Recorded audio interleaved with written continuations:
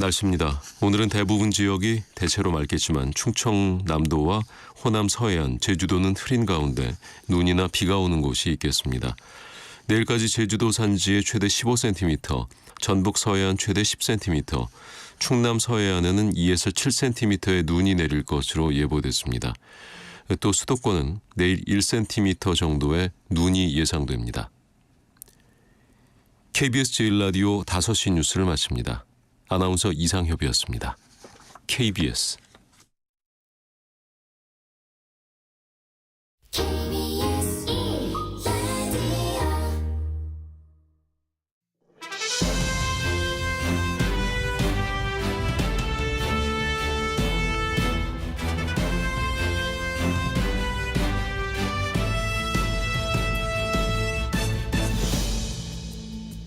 특집 KBS 1라디오 저녁. 안녕하세요. 특집 KBS 1라디오 저녁 진행자 KBS 김용준 기자입니다. 기온이 영하로 떨어진 가운데 전국도 얼어붙었습니다. 방통위원장과 두 검사에 대한 탄핵안이 국회 본회의에 보고되면서 여야는 강경 대응에 나섰고 예산안을 둘러싼 여야 합의는 묘연해졌습니다. 각 정당의 상황도 소란합니다. 더불어민주당은 선거제를 놓고 계파 갈등이 격화한 한편 국민의힘은 컷오프와 지역구 험지를 놓고 갑론을박 중이죠. 오늘 인터뷰에서는 그중에서도 종로 험지 출마를 선언한 국민의힘 하태경 의원과 얘기 나눠보겠습니다. 노래로 시작하겠습니다. 두 하이네요. 에픽 하이와 이 하이의 춥다.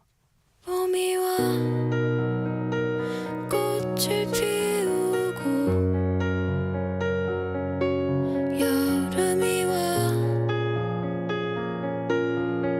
기억이 녹아내려도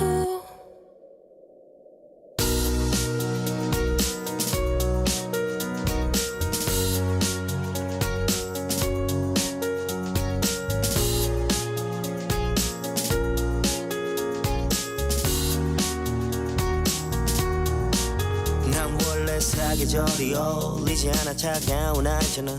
모진 성격은 사로라는 겨울 시린 바람 알 만큼 알잖아.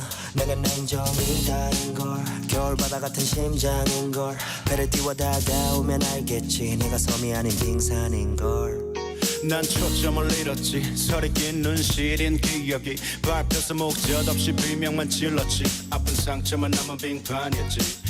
눈사태 난 듯 무너진 맘 추스려 보니 다시 불 꺼진 밤 너라 내가 떠도 눈 덮인 산은 녹지 않아. 여긴 춥다 주머니에 손을 숨겨봐도 너무 춥다 손을 모아 있긴 불어봐도 맘이 얼어붙어서 It's so cold. 자꾸 입술이 튼다 나만 춥다 이불로 내 몸을 감싸봐도 너무 춥다 누군가의 품에 안겨봐도 가슴이 구멍나서 It's so cold. 나가보려 해도 자꾸 바람이 샌다 봄은 설레며 찾아오지만 난 가래 끝자락에서 겨울에 멈춘 기억 따스함은 가둬서 마른 맘에 튼살 안에서 얼어붙은 강물에 갇힌 추억 붙잡고 내 손을 놓지 않아. 차가웠던 이별을 한 뒤부터 꽃피던 그 봄은 오지 않아. 벚꽃이 내가 눈송이처럼 피잖아. 여긴 춥다. 햇살도 내가 눈보라처럼 치잖아. 나만 춥다. 건드리면 다 어울리잖아. 너의 손을 잡을까 겁이 난다. 네가 나와 가까워지면 너의 심장도 몸살 걸릴까봐. 여긴 춥다 주머니에 손을 숨겨봐도 너무 춥다 손을 모아 있긴 불어봐도 맘이 얼어붙어서 It's so cold. 자꾸 입술이 튼다 나만 춥다 이불로 내 몸을 감싸봐도 너무 춥다 누군가의 품에 안겨봐도 가슴이 구멍나서 It's so cold. 나가보려 해도 자꾸 바람이 샌다 I'm cold as ice. I'm cold as ice. I'm cold as ice. So cold. 봄이 와 I'm cold as ice. 꽃을 피우고 I'm cold as ice.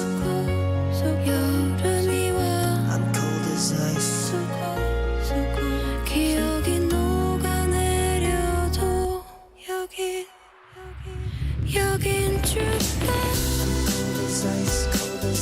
너무 춥다 맘이 얼어붙어서 자꾸 입술이 튼다 나만 춥다 너무 춥다 가슴이 구멍나서 막아보려 해도 자꾸 바람이 샌다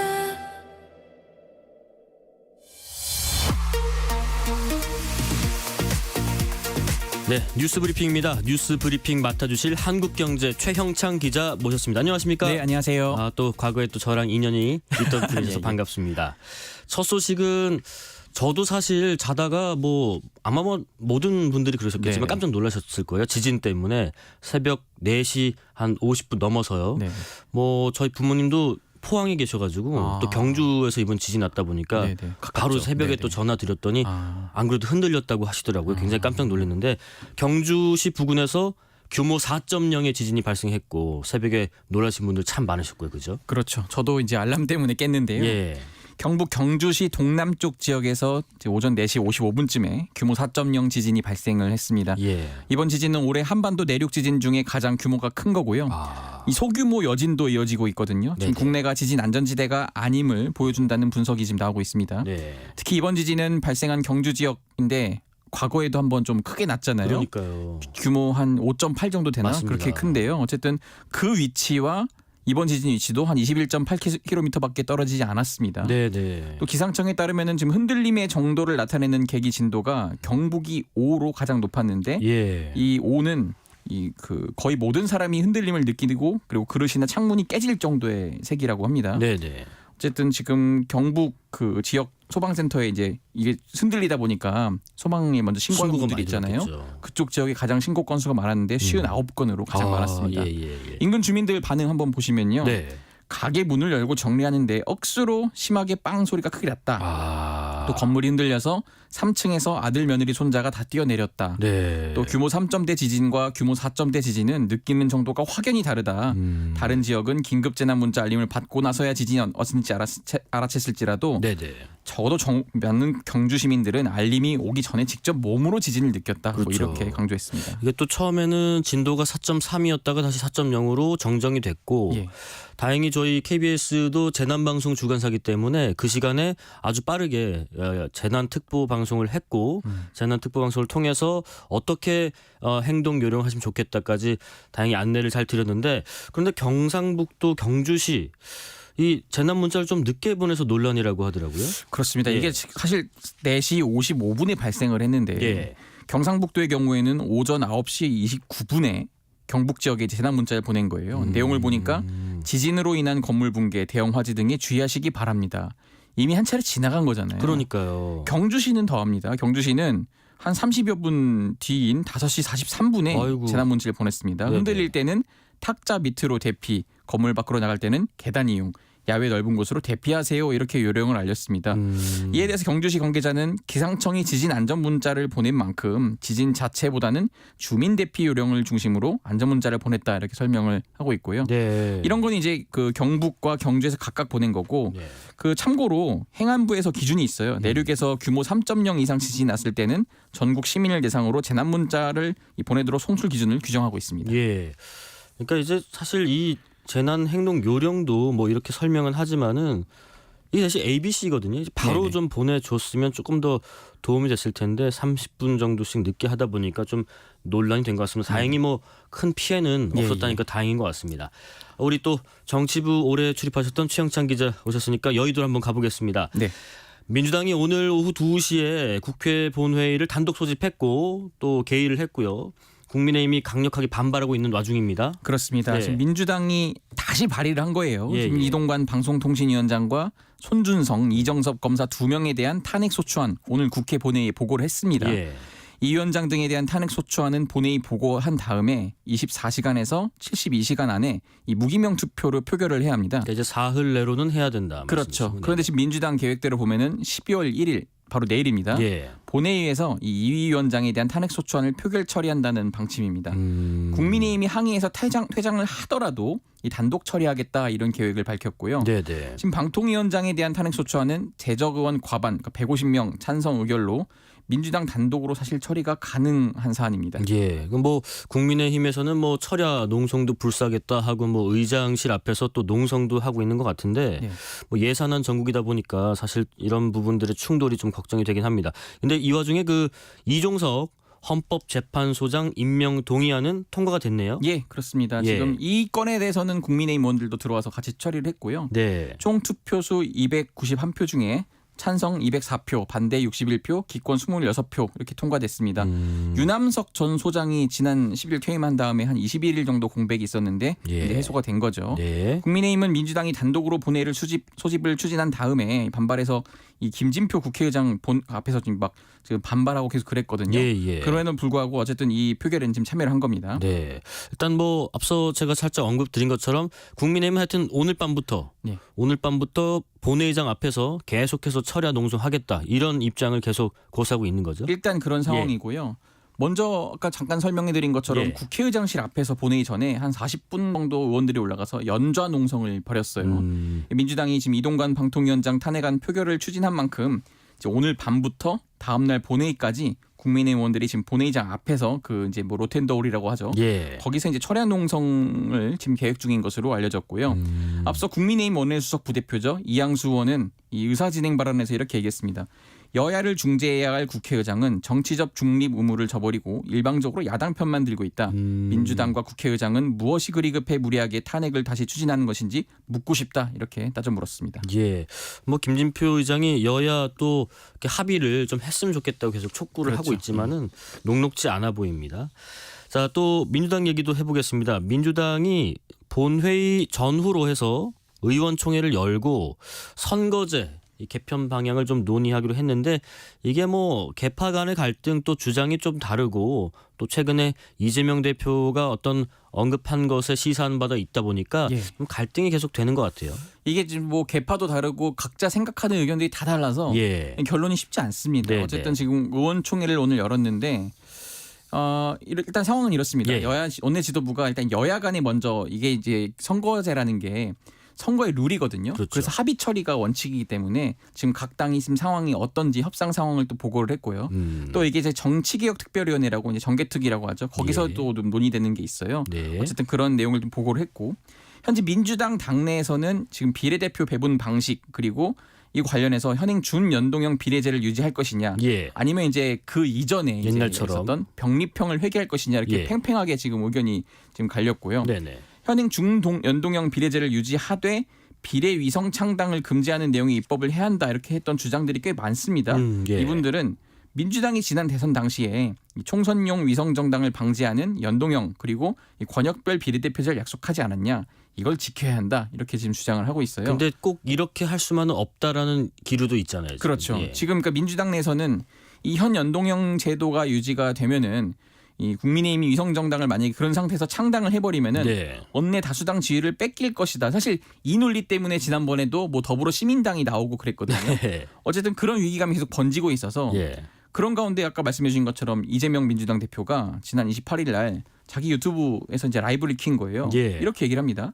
이상적 주장으로 총선에서 지면 무슨 소용이 있겠나 그렇게 하면서 총선 승리를 위해 대선 공약을 좀 지키지 않을 가능성도 내비치기도 했습니다. 이제 뭐 실리를 좀 챙길 것이냐 아니면 좀 명분과 대의를 따질 것이냐 뭐 여기서 좀 갈등하고 있는 것 같은데 또 앞서 그 의원들의 의견은 명분을 좀 지켜야 된다. 우리가 질 때 지더라도 혹시 밀릴 때 밀리더라도 원칙을 지켜야 되는 게 우리 민주당 정신 아니냐는 것 같고 예. 반대로는 이제 그거는 듣기 좋은 얘기고 네. 일단 실리를 챙기지 않으면 그렇죠. 어떻게 정권에 우리가 압박을 가할 수 있겠는가 하는 주장이 맞서고 있는 것 같은데 뒤에서 또 자세히 또 얘기 나눠보고요. 국민의힘 혁신위원회가 오늘 또 당 지도부 그리고 중진 마지막으로 친윤석열계 이런 핵심 의원의 총선 불출마 혹은 험지 출마 이것에 대해 의결을 일단 혁신위 차원에서는 했네요. 그렇죠. 예. 중요한 건 혁신위 차원이라는 건데요. 그러니까 혁신위가 오늘 회의에서 이렇게 했습니다. 지난 11월 3일 희생을 주제로 권고사안으로 제시했던 안건을 공식 안건으로 의결을 하고 최고위원회에서 이제 논의해주길 요청한다 이렇게 결론을 낸 건데요. 혁신 안건으로 의결한 희생은 내년 총선에서 수도권 험지에 출마하거나 불출마를 선언하라는 것입니다. 예. 해당 안건은 지금 다음 달 4일 또는 7일 최고위원회의에 상정을 예상한다고 지금 오신환 혁신위원이 밝혔는데요. 예. 일단 그때까지 한번 두고 봐야 될 것 같습니다. 근데 인유한 혁신위원장은 또 기자들한테 총선 불출마 본인의 거취에 대해서 이야기까지 했다고 하더라고요. 예, 그러니까 혁신위 차원에서의 결론을 아무래도 진정성을 더 있게 하려고 하는 것 그렇죠. 같은데 이렇게 얘기했습니다. 인유한 혁신위원장이 이 답변은 당에서 월요일까지 기다리겠다 이렇게 말하면서 네. 지금 인유한 혁신위원장이 아무래도 연세대 이제 의대 교수다 보니까 서대문 지역구 출마설이 계속 나왔거든요. 예. 서대문 지역구를 비롯해서 일체의 선출직 출마를 포기하겠다. 그리고 김기현 대표가 혁신위에 전권을 주겠다고 공언한 말이 허언이 아니라면 저를 공천관리위원장으로 추천해주길 바란다 이렇게 얘기를 한 거예요. 공관위원장까지요. 예. 그래서 인 위원장은 혁신위에서 제안한 국민 뜻이 공관위를 통해 온전히 관철돼서 이 국민이 당의 변화를 실감할 수 있도록 만들겠다 이렇게 강하게 나왔습니다.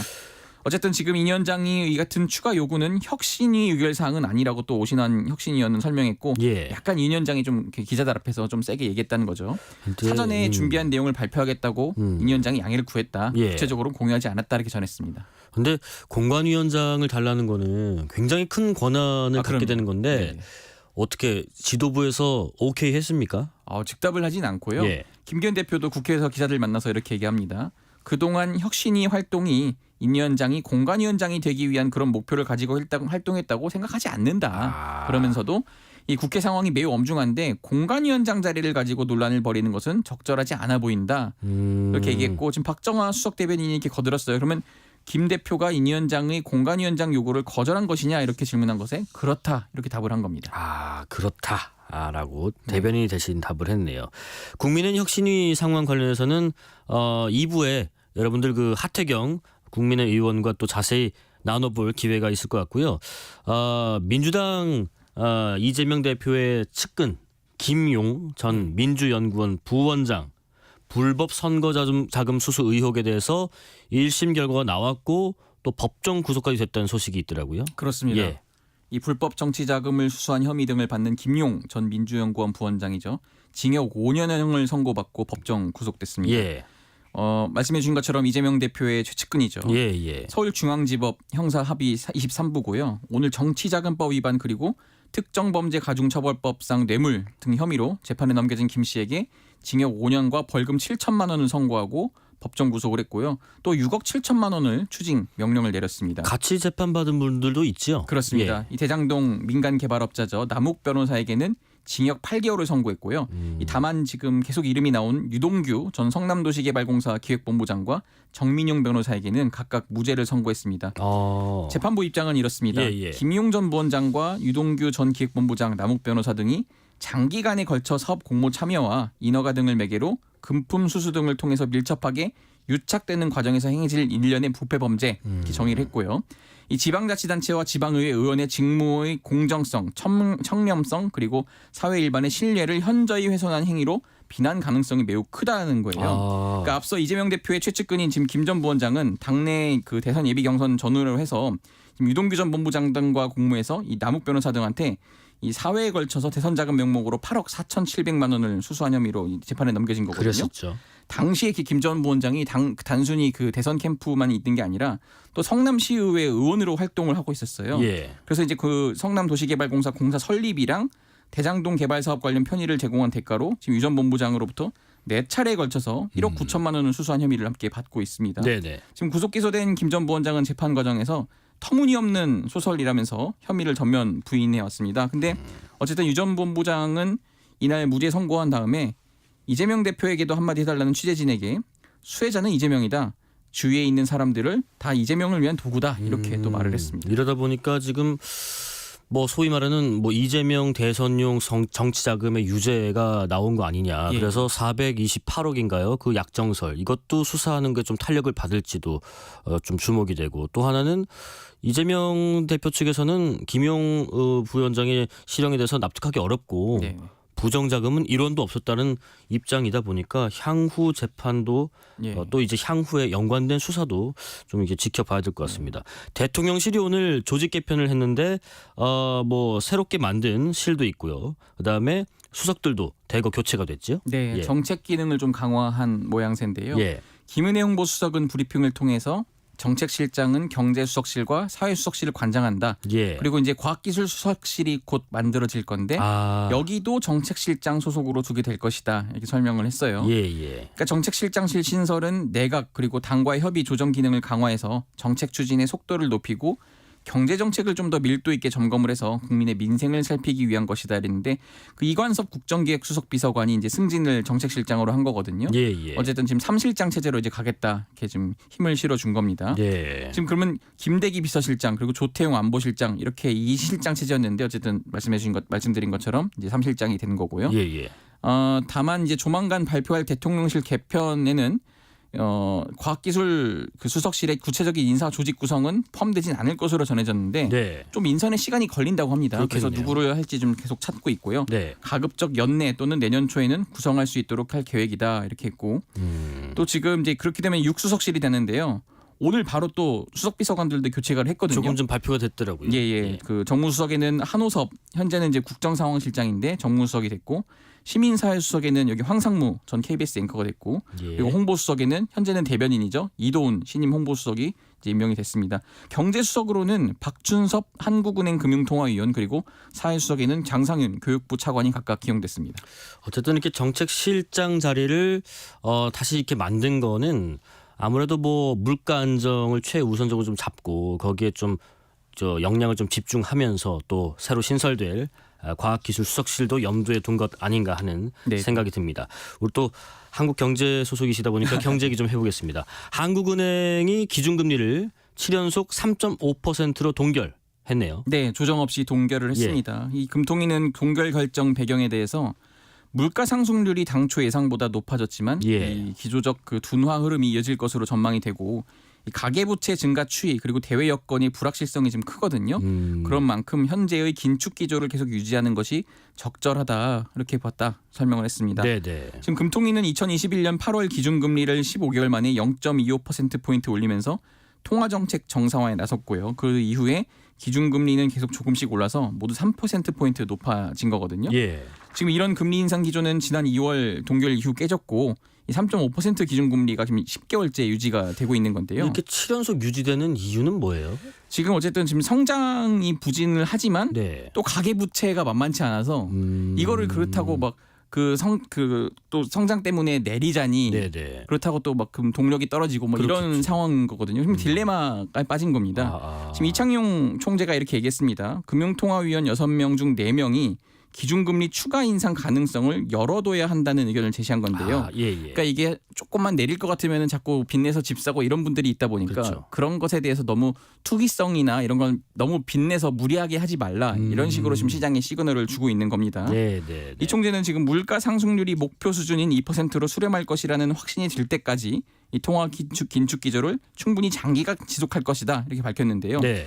이 충분히 장기간이라는 의미에 대해서는 지금 6개월이 더 될 수도 있고 덜 될 수도 있지만 하여간 충분히 오랫동안 긴축 기조를 가져가겠다는 뜻이다 이렇게 또 얘기를 했고요. 네네. 지금 현실적으로는 6개월보다는 더 될 것이다 이런 생각이 많이 든다 이렇게도 얘기를 했습니다. 마지막으로 이 소식도 좀 알아볼게요. 어제 저녁에 그 경기도 안성에 있는 칠장사라는 곳에서 불이 났던데 여기에 그 조계종 총무원장을 지냈던 자승 스님께서 입적을 하셨더라고요. 오늘 경찰이 합동 감식도 했다고 하고 또 여기에 그 승려분들이 거주하는 곳에 자승 스님 외에는 뭐 다른 분들이 안 간 것으로 파악됐다고 경찰이 하던데 이 경위가 어떻게 된 거였나요? 지금 조계종 공식 입장이 나왔어요. 예. 이 총무원 기획실장인 우봉 스님이 이제 얘기한 건데 자승 스님이 종단 안정과 전법 도생을 발언하면서 소신공양 자화장으로 모든 종도들에게 경각심을 남기셨다 이렇게 한 건데 이 소신공양이라는 거는 불교에서 자기 몸을 태워서 부처님 앞에 이제 바치는 것을 의미한다. 그러니까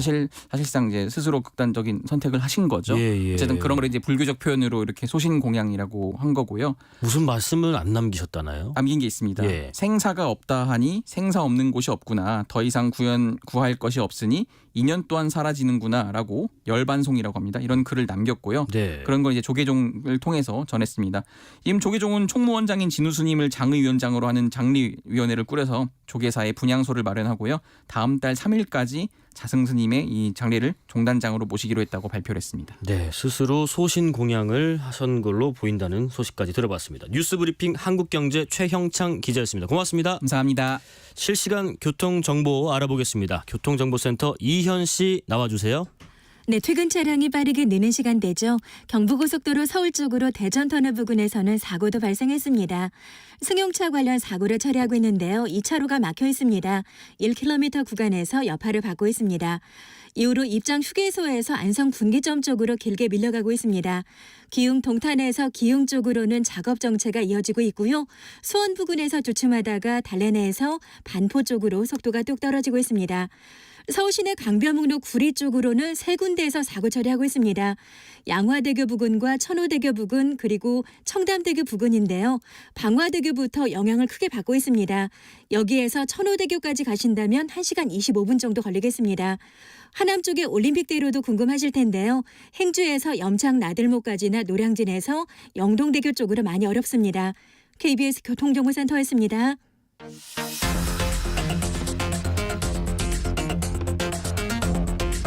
사회면 사건 사고 뉴스 분석하는 시간입니다. 사건의 지평선 함께할 두 분 모셨습니다.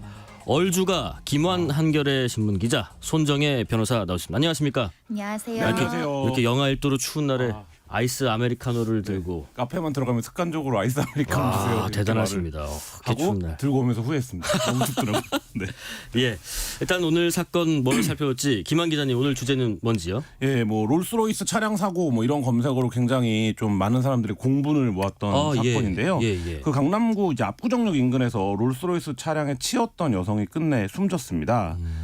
피해자 측 법률 대리인 이제 27일 입장문을 통해서 25일 새벽 5시쯤 피해자가 혈압 저하로 인한 심정지로 세상을 떠났다. 뭐 이렇게 밝혔는데요. 아이고. 사건을 뭐 간략하게 좀 말씀을 드리면 예. 많은 분들 아시겠지만 이제 8월 달이죠. 올해 8월 달에 저녁 8시에 강남구 이제 압구정역 인근 도로에서 롤스로이스 차량을 운전하던 이제 차량이 그 가해자가 운전하던 차량이 갑자기 인도로 돌진합니다. 그 영상도 CCTV에 봤잖아요. 네네. 갑자기 이거 확 들어오잖아요. 네, 맞습니다. 예. 그래서 이거 뭐 어떻게 막을 수가 없는 상황으로 네. 돌진을 하는데 이 과정에서 이제 20대 여성이 내사 상태에 빠졌는데 문제는 뭐 이 상황도 나쁘지만 구호 조치를 전혀 하지 않은 채 도주를 했습니다. 그때 그 영상 보면은 이렇게 내려서 잠깐 뭐 네. 휴대폰을 좀 만지는 듯 하다가 어디로 가더라고요. 네, 갑자기 사라져 버리죠. 예. 네. 그래서 이 피해자에게 가서 보지도 않아요. 가서 예. 보지도 않고 이제 갑자기 사라졌는데 당시에 이제 이 도주한 혐의로 구호 조치 없이 도주한 혐의로 9월달에 이제 구속 기소가 됐는데 네. 보니까 수면 마취제, 미다졸람 등 이제 마약류를 다량 투약했던 걸로 이제 확인이 됐고요. 이 사고 낸 신 씨가요. 네, 그렇죠. 그러니까 도무지 이제 정상적인 상태가 아니었던 거죠. 그래서 이렇게 차량을 운전하면 안 되는 상태에서 차를 몰았던 것으로 이제 조사가 됐는데 이제 공판이 시작이 됐습니다. 재판이 시작이 됐는데 신씨 측은 계속 이제 도주 의도는 없었다 이렇게 이제 혐의를 부인하고 있는 상황 중에 피해자가 안타깝게 세상을 떠났습니다. 그 도주 의도가 없었다라는 부분은 뒤에서 좀 얘기 나눠보고요. 손정희 변호사님, 그 일단 이 분이 또 고인이 되셨다 보니까 이 혐의도 도주치상에서 좀 변경이 공소장에서 돼야겠지요. 네, 공소장 변경 허가 신청서를 제출했고 예. 이런 경우엔 당연히 이제 허가가 된다라고 말씀드릴 수 있고요. 예. 이제 도주치사 같은 경우는 기본 양형 기준이 3년에서 6년. 3에서 6년. 도주치상 같은 경우는 징역 10월에서 2년 6개월로 되어 있으니까 훨씬 더 양형 기준도 높아질 수밖에 없는 상황이고 네네. 또 극심한 그 유족들의 어떤 그 처벌 의사가 있는 사건이기 때문에 네.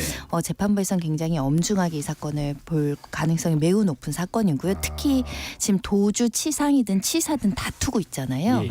그런 면들은 사실은 반성하지 않는다라고 평가될 요소가 많습니다.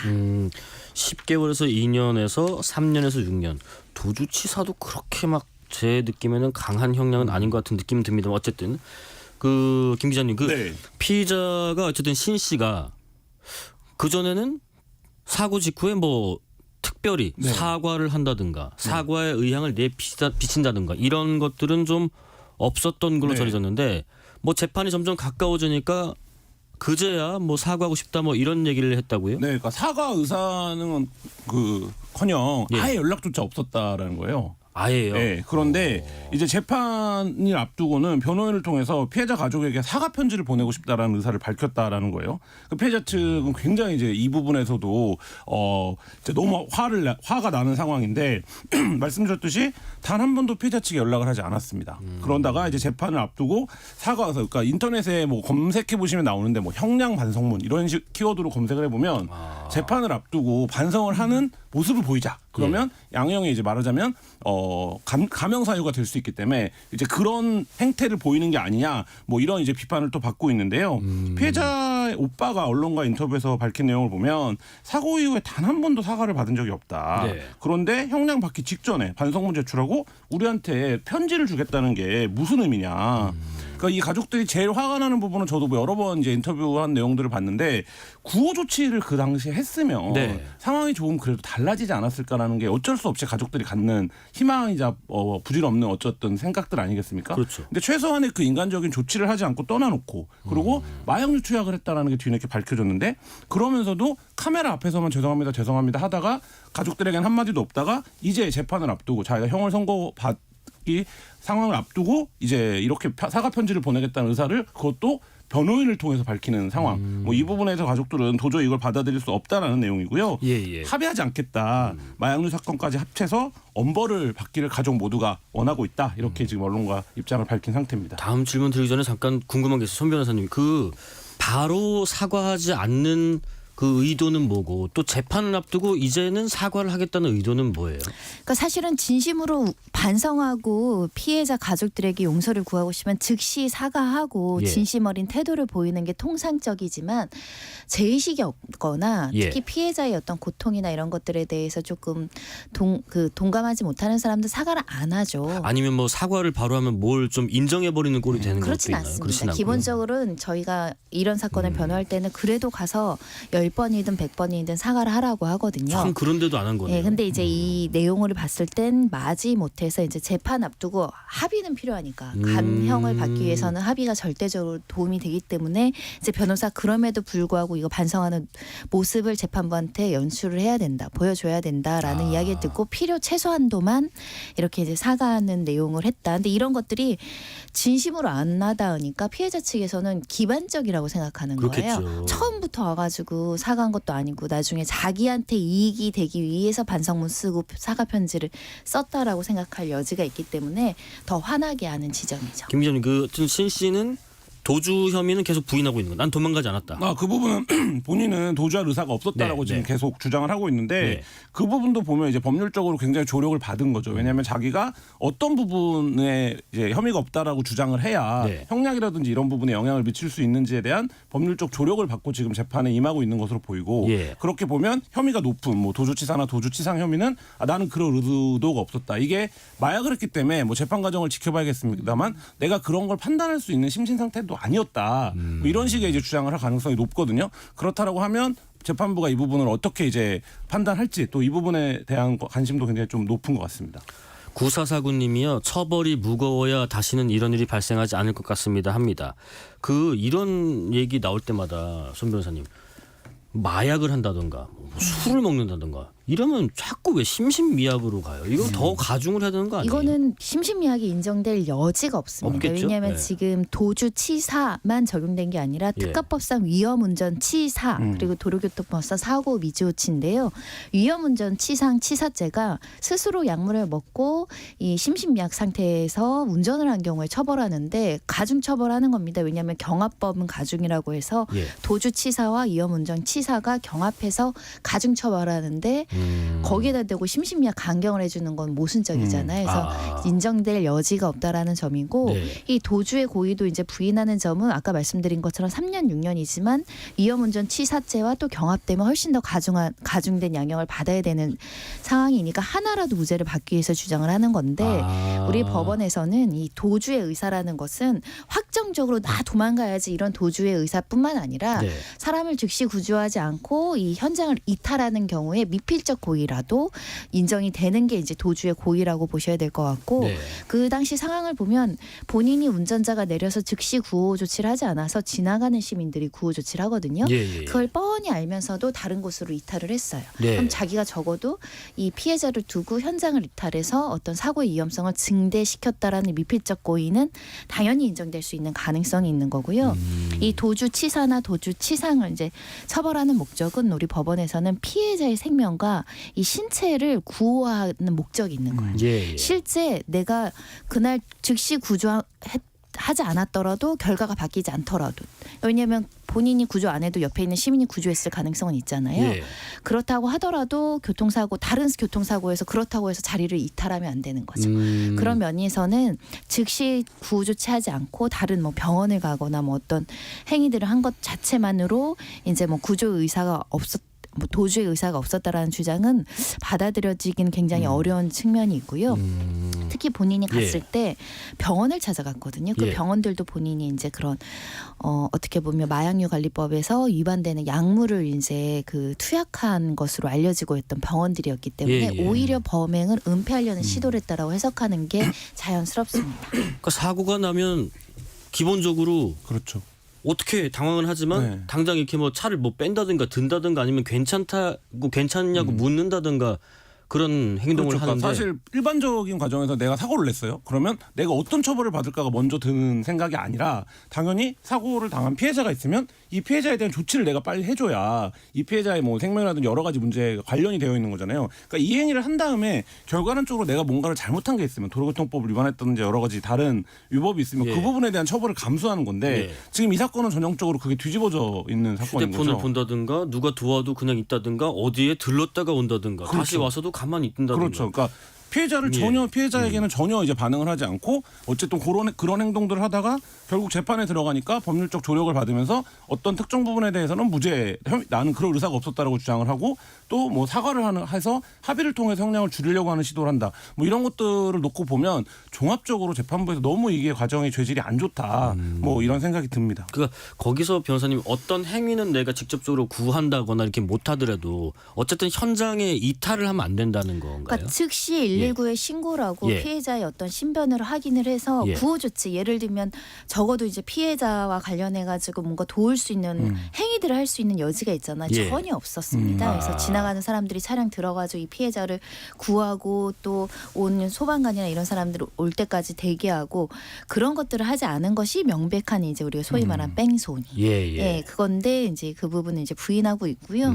부인해서 무죄가 나오면 다행이지만 이런 경우에 부인했는데 유죄가 나오면 범행을 자백하지 않고 반성하지 않는다로 가거든요. 옳은 전략은 아닌 것 같습니다. 예. 김 기자님 그리고 최근에 또 다른 사건은 네. 정말 재질이 나쁜 음주뺑소니 그렇죠. 그런 일도 있었다면서요. 그러니까 이게 어린이 보호구역에서 만취 상태로 차를 몰다가 초등학생을 치어 숨지게 했습니다. 예. 근데 이 남성이 그냥 가버렸습니다. 근데 2심에서 최근에 이제 징역 5년이 선고가 됐는데 예. 이게 이제 논쟁이 되고 있는 건 형량이 1심 때보다 줄었어요 오히려. 네, 1심 때는 이제 7년이 선고가 됐었는데 예. 2심에서 5년이 됐는데 또 1심에 이어서 2심에서도 이게 뺑소니 혐의가 인정이 되지 않아서 유족들이 굉장히 반발을 하고 있는 사건인데요. 아니 만취로 차를 몰아서 초등학생을 치어서 결국 숨지게까지 만들었는데 7년에서 5년으로 오히려 줄었다. 네. 그러니까 이게 뭐냐면 예. 지난해 12월에 있었던 일입니다. 그 하굣길이었는데 학교 앞 횡단보도를 건너다가 9살 소년이 이제 교통사고를 당합니다. 9살밖에 안 됐어요. 네, 예. 당시에 이제 이 만취 상태에서 운전을 했던 이 고모 씨는 사고 직후에 차를 바로 세우지 않습니다. 그리고 한 20m 떨어진 자신의 집 주차장으로 들어갑니다. 사고를 내고 차를 몰고 또 갔다고요? 그렇죠. 그러니까 그 학교 바로 앞에 한 20여 미터 앞에 자기 집이 있었던 거예요. 예. 그러고 나서 이 부분에 대해서 이제 다시 돌아와서 현장에 돌아오긴 했는데 이 사건에 대해서 이제 도주치사 즉 뺑소니와 어린이 보호구역 치사 그리고 위험운전 치사 음주운전 이렇게 4가지 죄목으로 재판에 결국 넘겨집니다. 예. 근데 1심은 뺑소니를 무죄로 봤어요.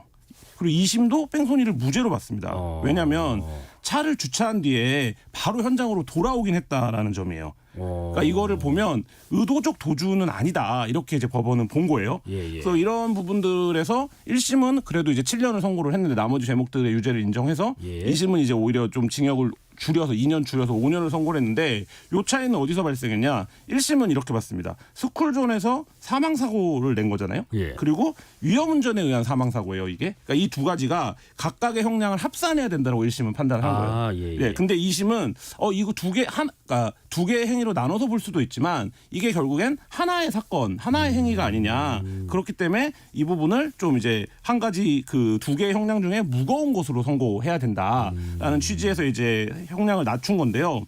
근데 이 과정에서 또 뭐가 논란이 됐냐면 뭔가요? 이 가해자가 재판 과정에서 5억 원을 법원에 공탁했습니다.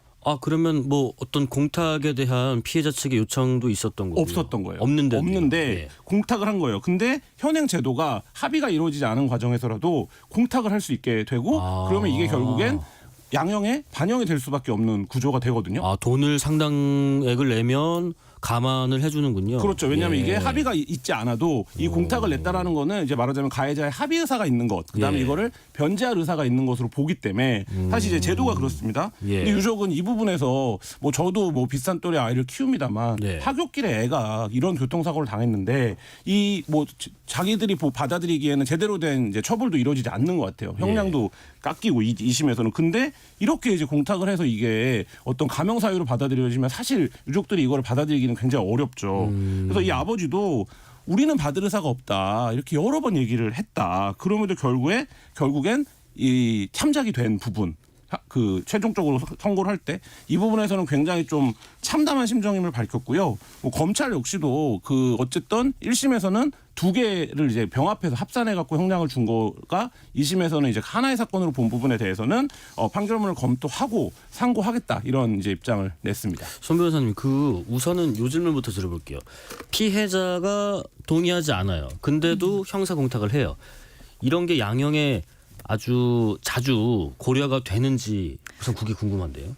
이것은 양형 기준에 명확하게 기재되어 있어서 그래요? 판사로서도 어쩔 수 없습니다. 우리 대법원에서 양형 그 위원회에서 항상 양형 기준이라는 걸 발표하고 인터넷으로 검색해 보시면 또 쉽게 검색이 되는 기준표에는 네네. 감경 요소로 상당한 피해 회복 있고요. 거기엔 공탁 포함이라고 되어 있어요. 그러니까 보통 이제 상당한 피해 회복이라는 거는 손해가 한 10억 발생했으면 그중에 한 6, 7억 이상 정도를 이제 공탁한 경우에 상당한 어떤 노력을 했다라고 하는 건데 이런 경우 피해자가 원치 않는 공탁이고 우리는 그 사람과 합의할 여지가 전혀 없고 그냥 강한 처벌만을 구하는 사건에서는 피해자 입장에서는 조금 속상하죠. 왜냐하면 실제 공탁을 했지만 찾지 않는 피해자들도 있거든요.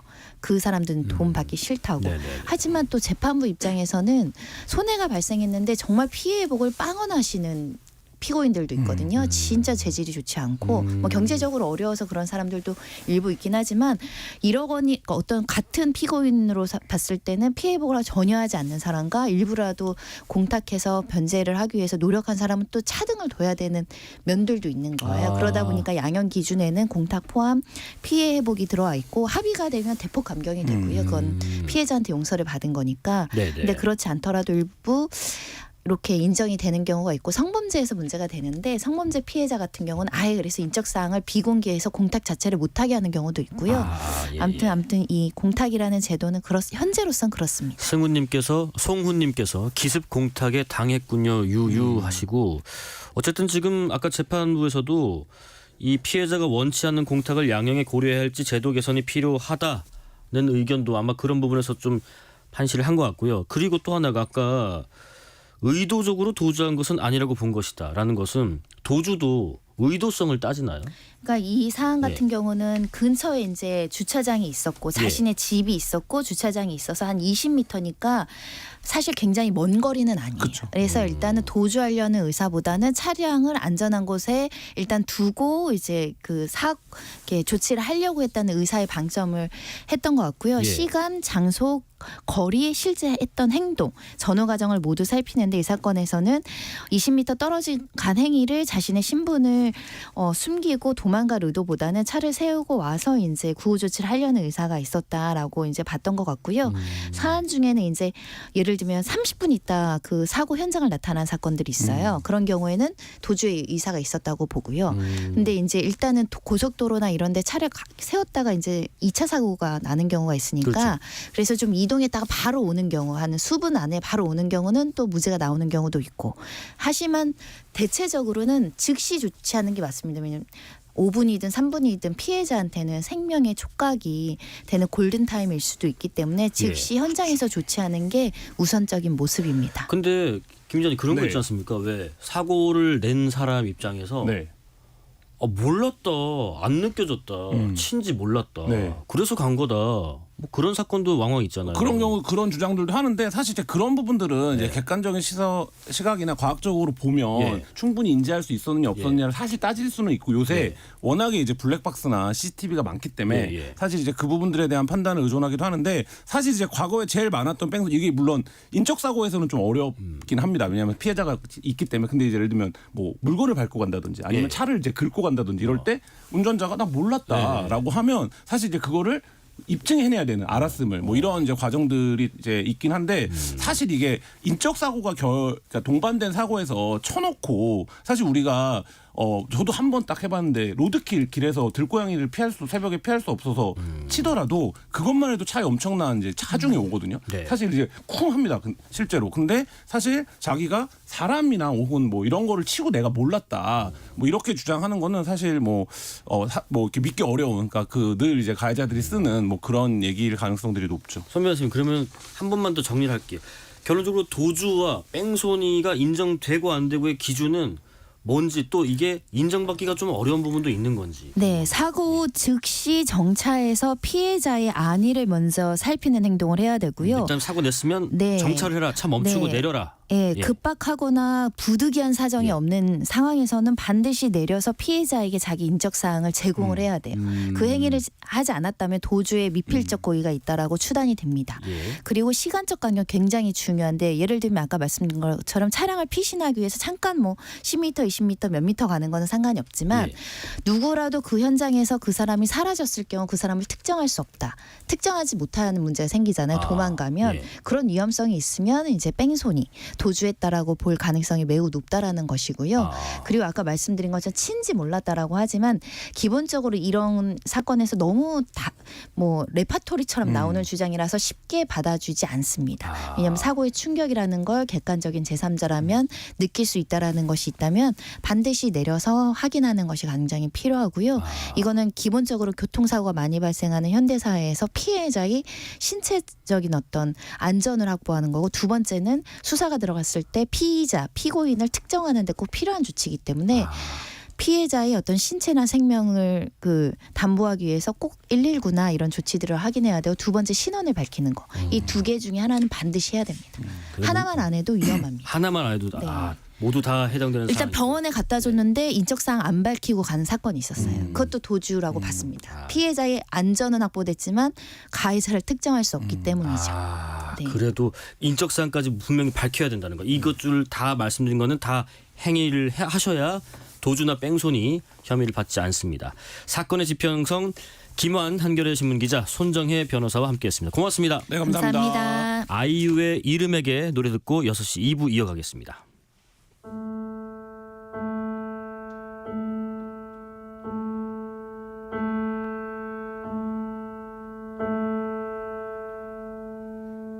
꿈에서도 그리운 목소리는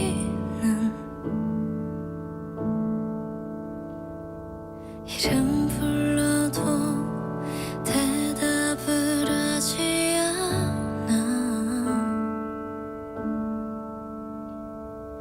글썽이는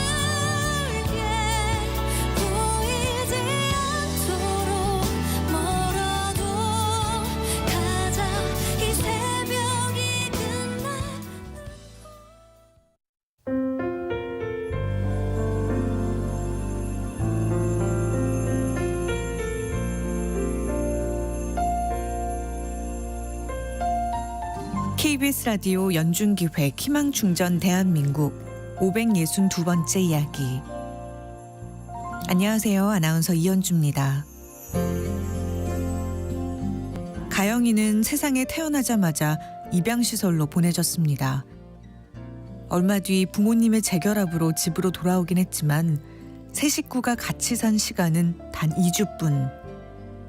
다시 이모 집에 맡겨진 가영이는 8살이 된 지금까지 이모를 엄마라고 부르며 살고 있는데요.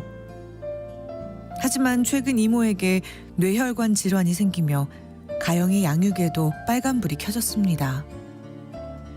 아픈 몸으로 일까지 할 수 없어 경제적으로 무척 힘겨운 상황. 이모는 가영이를 시설로 보내는 게 지금보단 낫지 않을까 고민도 했지만 사랑하는 딸 가영이 없인 도저히 살 자신이 없습니다. 가영이와 이모가 오래도록 서로를 바라보며 살 수 있도록 여러분이 두 손을 꼭 잡아주세요.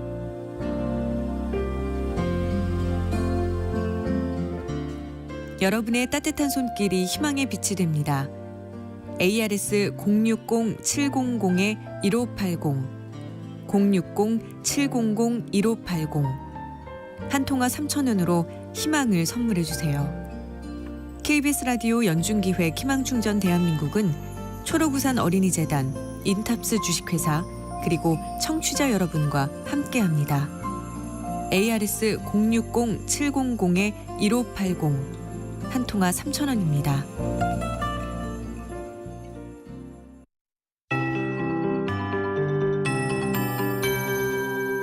KBS 58분 날씨. 오늘 중부 내륙은 종일 영하권 추위를 보였습니다. 서울은 지금도 체감온도가 영하 6도를 가리키고 있는데요. 앞으로 기온이 차츰 오르겠지만 주말까지는 영하권 추위가 이어지겠습니다. 내일 출근길은 오늘만큼 옷차림 따뜻하게 해주셔야겠습니다. 서울과 대전 영하 5도, 안동 영하 6도, 춘천 영하 9도, 전주와 대구 영하 2도까지 떨어지고요. 낮 기온은 오늘보다 약간 높아서 서울이 영상 2도, 대전 4도, 광주 5도, 강릉 6도, 부산 8도 안팎을 보이겠습니다. 내일까지 충청, 전라권, 제주도에는 비나 눈이 내릴 텐데요. 특히 서해안과 제주 산지에 밤사이 강한 눈이 오면서 최대 7에서 10cm 이상 쌓일 수 있겠습니다. 대설주의보가 내려진 제주 산지는 이미 15cm의 많은 눈이 쌓여 있어 안전에 각별히 유의하셔야겠고요. 경기 남서부에도 내일 아침까지 눈이 날리는 곳이 있겠습니다. 여전히 건조주의보가 내려진 강원 영동과 경상권 해안, 경북 북동 산지에서는 불씨 관리 잘 해주셔야겠고요. 해상의 먼바다로 풍랑주의보가 내려져 주의하셔야겠습니다. 토요일 밤에는 강원 중북부에 눈이 내릴 전망입니다. 지금 서울의 기온은 영하 2.5도입니다. 박다유입니다.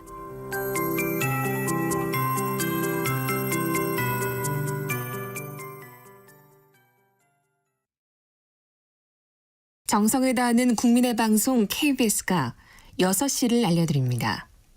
AM 711kHz, FM 97.3MHz, KBS 1라디오입니다. HLKA.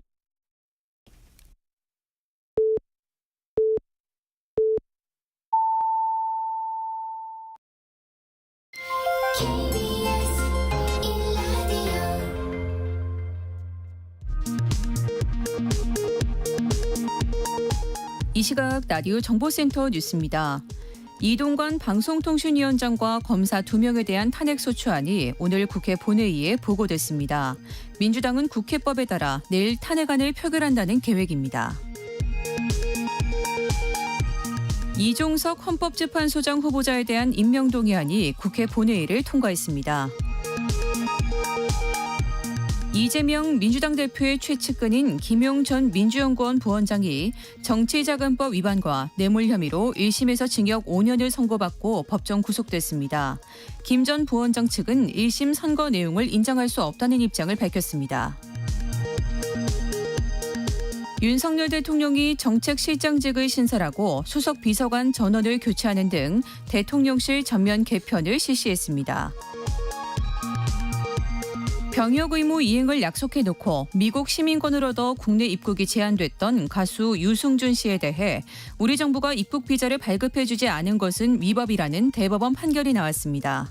지금까지 라디오 정보센터 뉴스 정한나였습니다.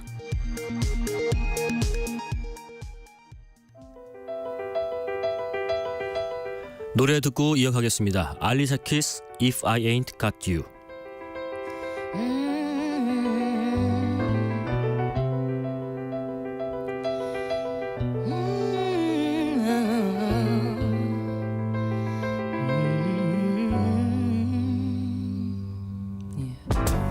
Some people live for the fortune.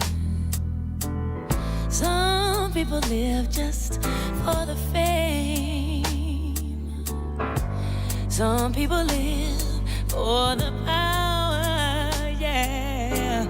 Some people live just to play the game. Some people think that the physical things define what's within, and I've been there before, but that life's a bore so full of the superficial. And some people want it all, but I don't want nothing at all. If it ain't you, baby, if I ain't got it, you, baby. Some people want diamond rings, some just want everything, but everything means nothing if I ain't got you. Yeah. Some people search for a fountain.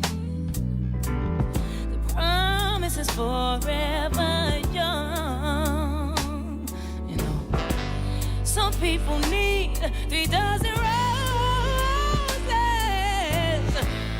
and that's the only way to prove you love them. Hand me the world on a silver platter, and what good would it be? With no one to share, with no one who truly cares for me. Some people want it all, but I don't want nothing at all.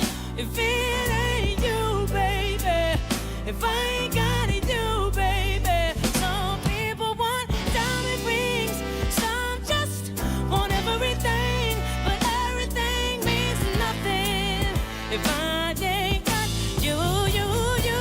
Some people want it all, but I don't want nothing at all. If it ain't you, baby, if I ain't got it, you, baby. Some people want diamond rings, some just want everything, but everything means nothing if I ain't got you. Yeah. If I ain't got you with me, baby. Oh, ooh, said nothing in this whole wide world don't mean a thing if I ain't got you with me, baby.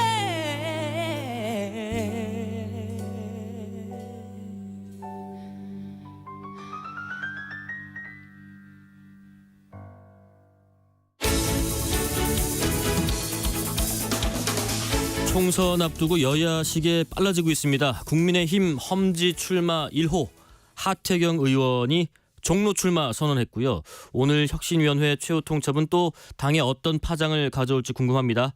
하태경 의원 지금부터 만나보겠습니다. 안녕하십니까? 예, 안녕하세요. 요즘에 구호대로 핫하십니다. 제가 사실 뭐 여러 질문 드릴 게 좀 많은데 예. 저는 이 질문부터 좀 드리고 싶어요. 뭐 이런저런 인터뷰에서 많이 하셨던 얘기 말고 그러면은 민주당에서는 누가 종로에 나올 것 같으세요? 그래서 오늘 기사 나온 것 중에 좀 눈길을 끄는데 이제 임종석 전 실장이 서울에 출마하겠다고 하더라고요. 그렇죠. 네, 근데 이제 임 실장 이름이 종로희망 인사 중에 들어가 있어요. 그렇습니까? 그래서 제가 오늘 이 자리에서 정식 제안을 하고 싶은데요. 종서가 종로 나와라 한판 뜨자. 종서가 종로 나와라 한판 뜨자. 제 사실 제 친구고요. 예. 임종석 의원이 민주당에서는 임종석 전 실장이죠. 출마할 것 같다. 종로로. 임 실장이 나오면 굉장히 의미 있는 싸움이 될 수 있습니다. 예. 왜냐하면 우리 앵커께서는 몇 학번이시죠? 실례지만. 저는 20년 후배입니다. 그렇죠. 예. 이게 좀 잘 몰 수가 있는데 우리 이제 소위 86그룹, 네. 뭐 586 이런 이야기를 하잖아요. 네. 이제 저도 같은 86 세대고 학번도 같습니다. 네. 같은데 정치권에 들어와서 그러니까 이제 정치권에 들어오기 전에는 같은 길을 걸어왔어요. 근데 이제 정치권에 들어오면서 완전히 다른 길을 그렇죠. 서로 걸어왔고 예. 물론 저보다 정치권에 먼저 입문했지만 아마 국회 선수도 비슷할 겁니다. 예. 그래서 누가 정말 우리 국가와 국민을 위해서 기여를 더 했나, 누가 더 잘 살았나. 네. 저는 이제 우리 세대들한테 한번 평가를 받아보고 싶어요. 예. 평가를 받아보고 싶고 또 앞으로 누구의 길이 더 옳은가. 뭐 저는 뭐 상대방의 길이 틀렸다는 얘기는 하지 않겠습니다. 네. 대신에 누구의 길이 우리나라와 우리 국민들에게 더 좋은 길인가, 더 도움이 되는 길인가, 예. 이걸 한번 냉정하게 이제 우리 세대가 우리 사회를 이끌어 나가는 중추 아니겠습니까? 그렇습니다. 그죠? 그래서 한번 이제 중간 평가 받아볼 시점이 되었다고 생각하고 네. 그런 면에서 저하고 임종석 실장이 종로에서 맞붙으면 굉장히 역사적으로도 의미 있는 네. 그런 승부가 될 거라고 생각을 합니다. 종서가 나와라 한판 붙자라고 말씀하셨고요. 뭐 계속된 질문도 한 번 더 드려볼게요. 네. 뭐 그러잖아요. 지금 그래 종로 출마하시는 선언은 좋다. 근데 종로가 정말 험지가 맞느냐? 그리고 부산 공천이 좀 불확실해서 포기한 거냐? 진짜 험지가라고 하기 전에 선수 친 거냐? 또 심지어는 하태경이라는 사람의 어떤 정치 체급을 좀 올리려고 하는 선택이다. 그리고 저 의원님은 그러셨잖아요. 아닙니다. 종로 험지 맞아요. 지금 착시 효과예요. 그렇죠. 이제 이런 뭐 여러 가지 예. 이 주장들이 네. 있는데 저는 제가 종로 한번 걸어볼 만할 때가 됐다고 생각을 하고요. 예. 물론 평가 사람마다 다르겠습니다만은 정치 1번지잖아요. 예. 그래서 제가 이제 검토할 때 1번지부터 먼저 검토해봐야 될 거 아니겠습니까? 네. 다른 더 좋은 대안이 없다. 이런 이제 판단을 했고. 더 좋은 대안이라면 누구에게 더 좋은 대안이라는 말씀이세요? 뭐 예를 들어서 예. 뭐 한동훈이나 원희룡이나 예. 이제 뭐 종로에 나올 가능성이 높지 않고. 예.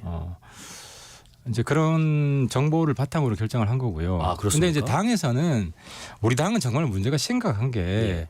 수도권 선거에 대해서 진지하게 고민하는 사람이 없습니다. 왜냐하면 종로를 쉬운 지역이라고 생각하는 사람이 있는데 예. 굉장히 안이하고 정말 낭만적인 그런 발상이에요. 네. 그러니까 지금 최재형 의원, 현역 의원이 있기 때문에 예. 일종의 착시 효과인데 그때는 민주당 후보가 없는 상태에서 그냥 무혈입성을 한 겁니다. 예. 무소속하고 싸운 거예요. 네네. 그리고 그 전에 이제 그전 4년 전 총선이죠. 그때 20%로 진 곳입니다. 그랬었죠. 진 곳이고 그리고 보통 이제 우리가 이제 한강벨트는 적어도 석권을 해야 된다라고 하는데 한강벨트의 거의 뭐 다수 지역과 예. 비교했을 때 한강벨트가 더 어려워요. 강북에 속해 있는 지역이고요. 네. 근데 이 정도로 뭐 종로도 이길 수 있다. 이건 마치 강서구청장 선거 이긴다. 그런 뭐 오판 그렇습니까? 아니한 생각. 그러니까 수도권 선거에 대해서 정말 개념이 없는 겁니다. 예. 그 정도로 준비를 못 하고 있다라는 당내에서. 그러면 본인의 말씀에 좀 모순 있는 거 아닌가 한번 짚어볼게요. 지난 10월 달에 험지 출마 기자회견 하셨을 때 말씀 중에서 해운대를 떠나서 서울에서 승리하면 2석을 따는 효과가 있다고 하셨는데 근데 종로로 오면 지금 현역 의원이 최재형 의원이고 차라리 서울에 민주당 의원이 있는 지역구에 출마하시는 게 이 말씀에 더 적합하지 않는가.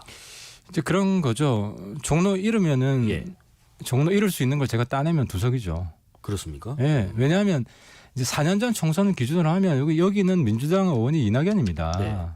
근데 이제 이낙연 의원이 대선 나간다고 자리를 내려놓아서 그랬었죠. 보궐선거가 생겼고 네. 그래서 순간 착시 효과가 생긴 거예요. 근데 강서구청장 선거 이번에 봤잖아요. 예. 4년 전 총선하고 똑같은 격차가 났습니다. 네네. 그 지역에. 네. 그러니까 지금 서울 분위기는 완전히 4년 전으로 돌아간 거예요. 네. 그래서 여기는 우리 지역이 아니다. 네. 우리 지역이 아니라고 생각해야 되고 예. 여기에 누가 더 적합한가. 민주당에서는 뭐 저는 뭐 임종석, 이광재 이런 분들 이름이 나오더라고요. 예. 지금 거론되는 사람들 이건희 중에 사무총장 임종석 예. 뭐 그랬을 때 누가 더 잘 싸울 수 있느냐.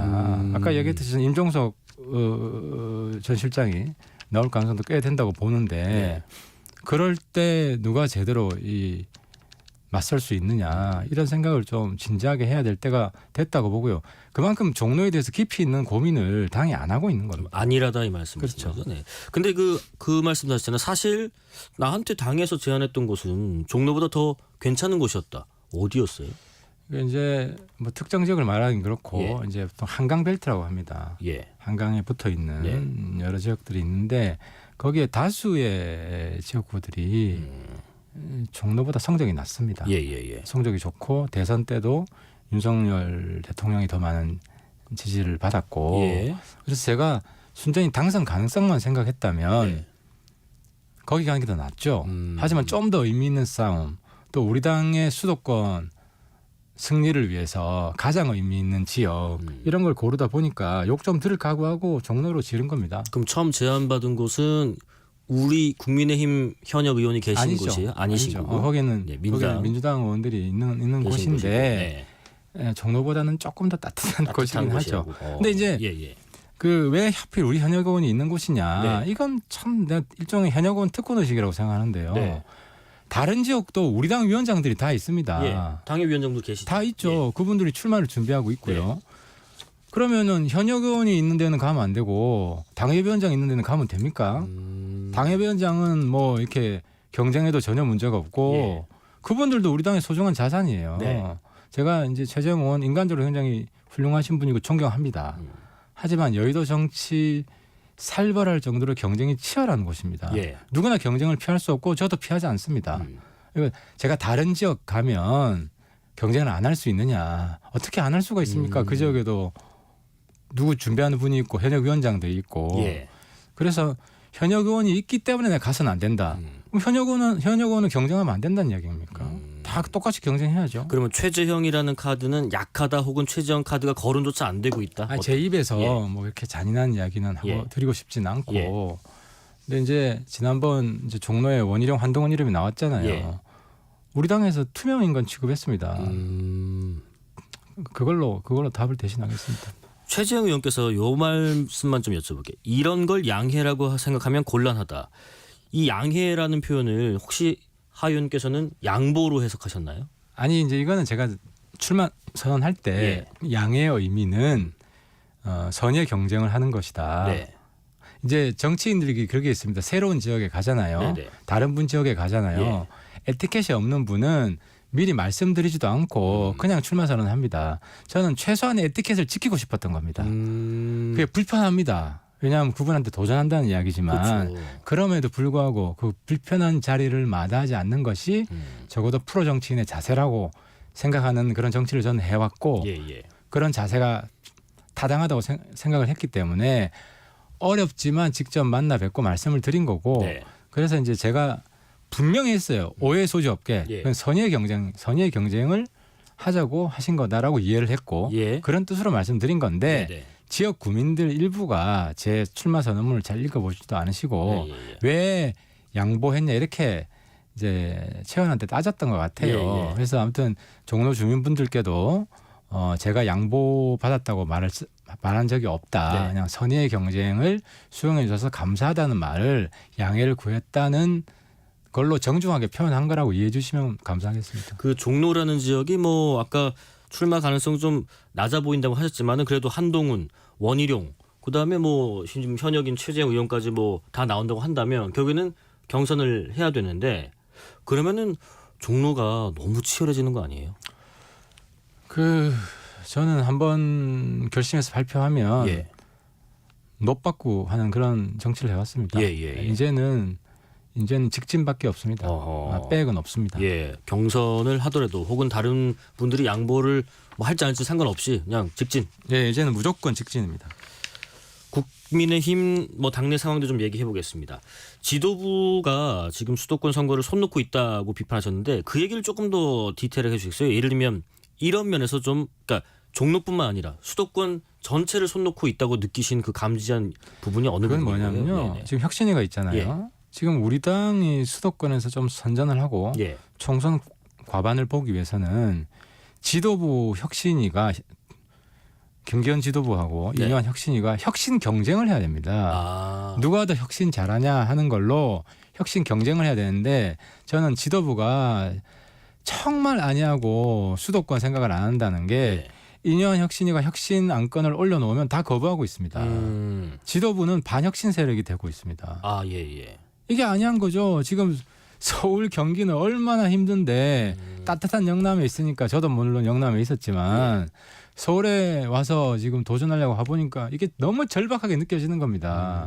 이뇨한 혁신위원장도 그걸 잘 알고 있기 때문에 지금 혁신 투사가 된 거 아니겠습니까? 예. 그리고 김기현 지도부는 혁신 투사의 혁신 저항 세력이 됐습니다. 예. 그 상태다. 굉장히 개탄스러운 상황이죠. 그 말씀의 연장선에서 오늘 혁신위가 총선 불출마, 험지 출마, 뭐 친윤계 지도부 공식 요구했는데 별다른 반응 없어요. 이런 요구가 왔을 때 그러면 이랬어야 됐다. 어떻게 했어야 됩니까? 김기현 대표 체제에서. 저는 그렇습니다. 김기현 대표가 지금 대표 자리에 앉아 있지만 본인을 을이라고 생각해야 된다. 예. 혁신위가 갑이다. 네. 그리고 본인도 약속을 했거든요. 정권을 주겠다. 그럼 혁신위가 결정하면은 승복하는 모습을 보여야 됩니다. 결정하기 전에 먼저 자기가 선제적으로 나서야 됩니다. 예. 그게 혁신 경쟁인데, 근데 정권을 주겠다는 약속을 지금 다 어기고 있잖아요. 지금 약속 위반하는 사람은 김기현 대표입니다. 아, 예, 예. 그러면은 그 다른 인터뷰에서도 이뇨한 위원장의 뭐 비대위원장 뭐 말씀도 언급을 뭐 하셨었는데 이뇨한 위원장은 어쨌든 총선 불출마 나는 뭐 안 나가겠습니다 얘기를 했고 그러면서 내년 총선 공관위원장 요거를 좀 추천을 해달라 요구했는데 김기현 대표는 그 목표로 혁신이 활동했다 생각하지 않는다면서 거절했어요. 그러니까 저 오늘 김기현 대표가 이뇨한 혁신위원장한테 굉장히 좀 모욕적인 말을 했다고 생각을 하는데요. 예. 자리 욕심 있는 사람으로 좀 폄하했어요. 아. 그 자리 노리려고 혁신이 했나. 예, 예. 이건 굉장히 인간적으로 모욕적인 이야기인데 예. 이뇨한 위원장이 자리 욕심이 있었으면 자기 서대문 위원장, 서대문 지금 거의 출마하는 걸로 예, 예. 이제 당 지도부랑 이야기했는데 자기 그걸 내려놨거든요. 서대문 갑이었나요? 예, 서대문 갑정 네. 내려놨는데 이분이 이제 공관위원장 자리를 요구한 것은 일관성이 있는 이제 입장이에요. 예. 왜냐하면 자기가 공천에 관련해서 누구 불출마, 뭐 험지 출마 이런 이야기는 다 공천에 대한 얘기잖아요. 예. 그리고 청년 전략 지역을 선정하고 뭐 청년 비례하고 대통령실 출신 사람들도 반드시 경선을 해야 되고 이게 다 공천에 대한 혁신 공천에 대한 이야기거든요. 네네. 그러면은 김기현 지도부가 뭐라 그랬냐면 이거를 공관위에 넘기겠다 그랬습니다. 공관위로 토스하겠다. 그렇죠. 그러면 공관위가 지금 혁신 공천을 할 수 있는지 없는지 국민들이 누굴 뽑으면 가장 혁신 공천을 할 거라고 생각합니까? 2년 제안한 사람이 공관위원장 되면 예. 확실히 혁신 공천 하겠구나. 2년 혁신위원장 혁신 공천 제안한 자가 실천을 한다 그러면 신뢰도가 확 올라갈 겁니다. 예. 저거는 꼼수라든지 속임수라든지 그런 공천 안 할 거다. 근데 그게 아니라 혁신에 저항하고 있는 혁신을 거부하고 있는 김기현 대표가 새로운 공관위원장을 뽑는다 이러면 국민들이 바로 신뢰할 수 있겠습니까? 그래서 이거는 저는 그렇습니다. 예. 김기현 대표의 생명줄을 이뇨한 혁신이가 잡고 있다. 아하. 왜냐하면 만약에 이걸 수용을 했으면요. 혁신 제안을 다 수용했으면 국민들이 생각할 겁니다. 아, 김기현이 최소한 혁신에 앞서 나가진 않지만 혁신에 따라가고는 있구나. 그러면 김기현 대표가 있는 한 이년의 혁신은 성공할 수 있겠구나. 그럼 김기현 대표를 인정할 거 아닙니까? 근데 이년 혁신위를 부정하고 거부하고 하는 순간 저거는 반혁신이네. 그러면 김기현 대표에 대한 신뢰는 떨어지고 우리 지지자들조차도 김기현 대표로 하면 저런 반혁신 이미지 가진 사람이 대표가 계속 있으면 우리 선거 이길 수 있겠어? 우리 지지자들부터 김기현 대표를 비토할 수 있죠. 거부할 수 있죠. 그러면 내년 총선은 비대위 체제로 가면 맞겠다라는 이런 식으로 하셨는데. 혁신위의 모든 결정사항을 지도부가 거부하게 되면 김기현 지도부랑 혁신위는 공동 운명체입니다. 살아도 같이 살고. 그렇죠. 혁신이 실패해서 무너지면 그 책임은 누가 있습니까? 그걸 거부한 지도부 있죠. 예. 그럼 지도부도 같이 무너지는 겁니다. 근데 지금 김기현 대표는 혁신이가 따로라고 생각하고 있습니다. 네. 지금 일심 동체인 겁니다. 둘은 네. 한쪽이 무너지면 같이 무너지는 겁니다. 그래서 이뇨한 혁신은 저절로 무너지지 않습니다. 그러면은 이뇨한 위원장은 어쨌든 혁신위는 뭐 24일까지가 있기 때문에 빨리 해산하든 그때 해산하든 다음 역할은 뭘 맡으면 좋을까요? 이뇨한 혁신. 예, 이뇨한 위원장이요. 이뇨한 위원장이 지금이라도 저는 이제 김기현 대표가 이뇨한 공관위원장을 좀 진지하게 생각했으면 좋겠고요. 아니면은 네. 의총을 열었으면 좋겠습니다. 의총을 열었어요. 의총을 열어서 의총에서 지금 혁신이가 여러 제안들을 했는데 이제 김기현 대표한테 올라갔지 않습니까? 거기서 지도부가 잘한 거냐 못한 거냐, 지도부가 어떻게 해야 되는 거냐 여기에 대해서 좀 총의를 모아서 우리 당이 나아가야 될 길을 좀 제안해야 될 때가 왔다. 혁신이도 위기고 이건 곧 김기현 지도부의 위기다. 이뇨한 위원장도 만약에 비대위가 꾸려진다면 비대위원장도 괜찮습니까? 저는 공관위원장이 가장 어울릴 것 같습니다. 그렇습니까? 왜냐하면 이제 비대위는 매일 현안들에 대해서 대응을 해야 됩니다. 그렇죠. 입장을 내야 되고 그러면 좀 굉장히 복잡한 정치적 문제도 선거에만 있고 집중이 그렇죠. 어렵죠. 그렇죠. 그러니까 공관위원장 하면 이제 공천에만 집중할 수 있기 때문에 더 좋은 공천, 더 혁신적인 공천을 할 수 있고 그래서 비대위원장은 딴 분이 맞는 것이 저는 훨씬 좋다고 생각하고 뭐 저 한동훈 장관한테 문자를 보냈다면서요? 뭐 한동훈 장관도 저는 굉장히 좋은 비대위원장 카드라고 생각을 합니다. 한동훈 장관이 비대위원장, 이뇨한 위원장은 공관위원장이 더 잘 어울린다. 당무감사 이후에 좀 당내 분위기 좀 여쭤볼게요. 좀 뒤숭숭한가요? 원래 선거 앞두고 항상 뒤숭숭합니다. 그래요? 당무감사 왜냐하면 이후에? 제 기억에 이제 저도 이제 공천을 3번 받았지만은 거의 매 공천 때마다 절반 정도는 현역들이 물갈이 되어 왔습니다. 이번에도 아마 그 수준이나 이상 될 것이고 지난 총선에 부산은 거의 한 70% 정도 물갈이가 됐습니다. 이번엔 어떨까 해서 지금 특히나 이제 TK, PK 영남권 의원분들이 이번에도 한 뭐 최소 절반 이상 될 겁니다. 늘 해왔던 식대로 그 정도는 될 겁니다. 근데 그때 그랬잖아요. 그 낙제 점수를 받았다고 표현했잖아요. 하여튼 46명. 누군지는 뭐 오픈이 안 됐지만은 이 명단이 나오면은 혹시나 새로 창당을 하게 될지도 모를 이준석 전 대표의 신당으로 갈까봐 뭐 검찰 고발까지 하고 했다. 대표만 낙장 불입할 겁니다. 낙장 불입이야. 예, 뭐 여기서 탈락한 패를 이준석 대표가 주어서 재활용하지는 않을 겁니다. 근데 또 그런 얘기 있더라고요. 컷오프가 영남권만 손대는 게 아니라 수도권에 있는 뭐 당협위원장도 최소 절반 이상은 뭐 컷오프 될 거다 이런 설도 나오는데 그것도 가능성이 있는 겁니까? 가능성이 충분히 있죠. 왜냐하면 승리 가능성을 높이기 위해서. 근데 걱정은 지금 뭐 대통령 지지율이나 당 지지율이 너무 낮으면 안 오려 그럽니다. 후보가. 당선 가능성이 조금이라도 있어야 희망이 있어야 좋은 사람이 오거든요. 그리고 당 지지율이나 대통령 지지율이 낮으면요 영남에도 물갈이가 어렵습니다. 왜 그러냐면 이제 제3세력 지지율이 많이 나오잖아요. 그러면 컷오프 됐을 때 무소속으로 나가면 민주당이 되거든요. 부산은.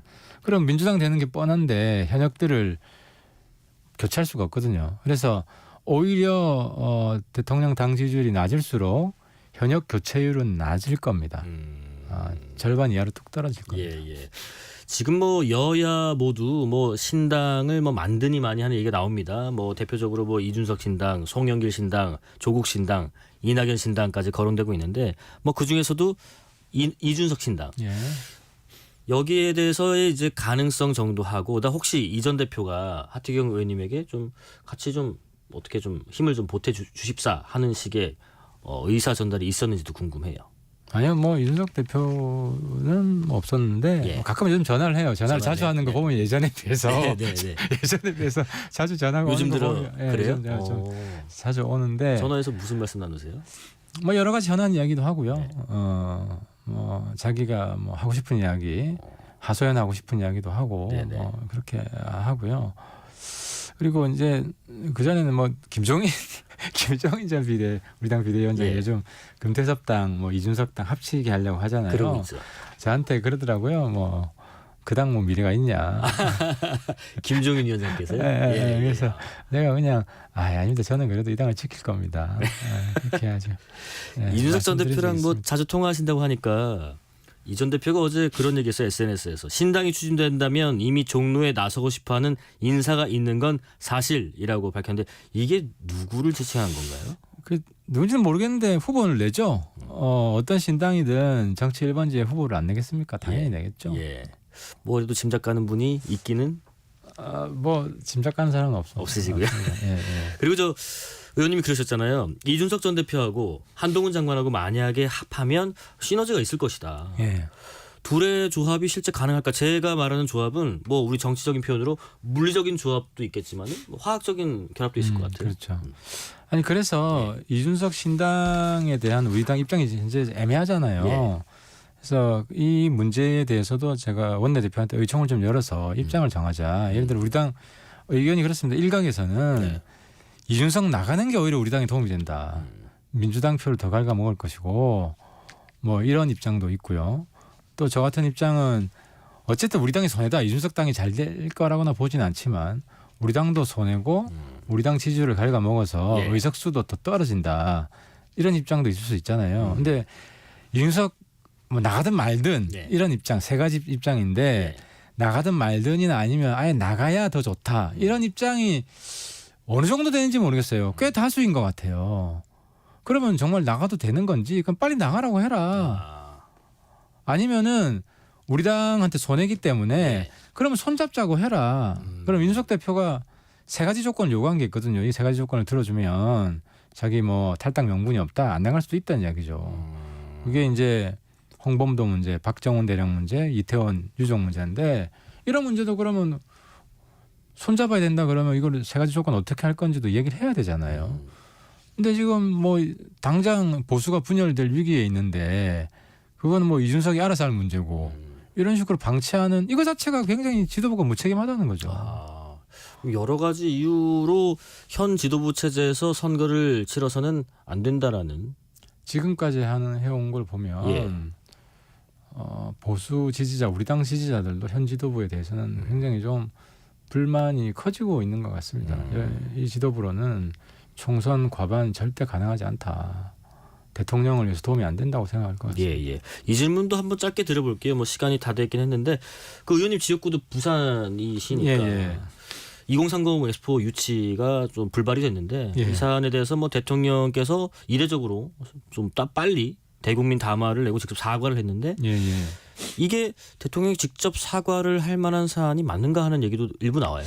대통령께서 본인이 정말 잘못한 책임이 본인한테 있다. 이런 생각을 하신 것 같아요. 그래서 그러니까 사과의 진정성이 좀 있는 것 같고요.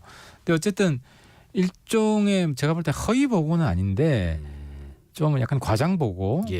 그러니까 우리 표가 뭐 29표밖에 없는데 뭐 한 60표 이상 되는 것처럼.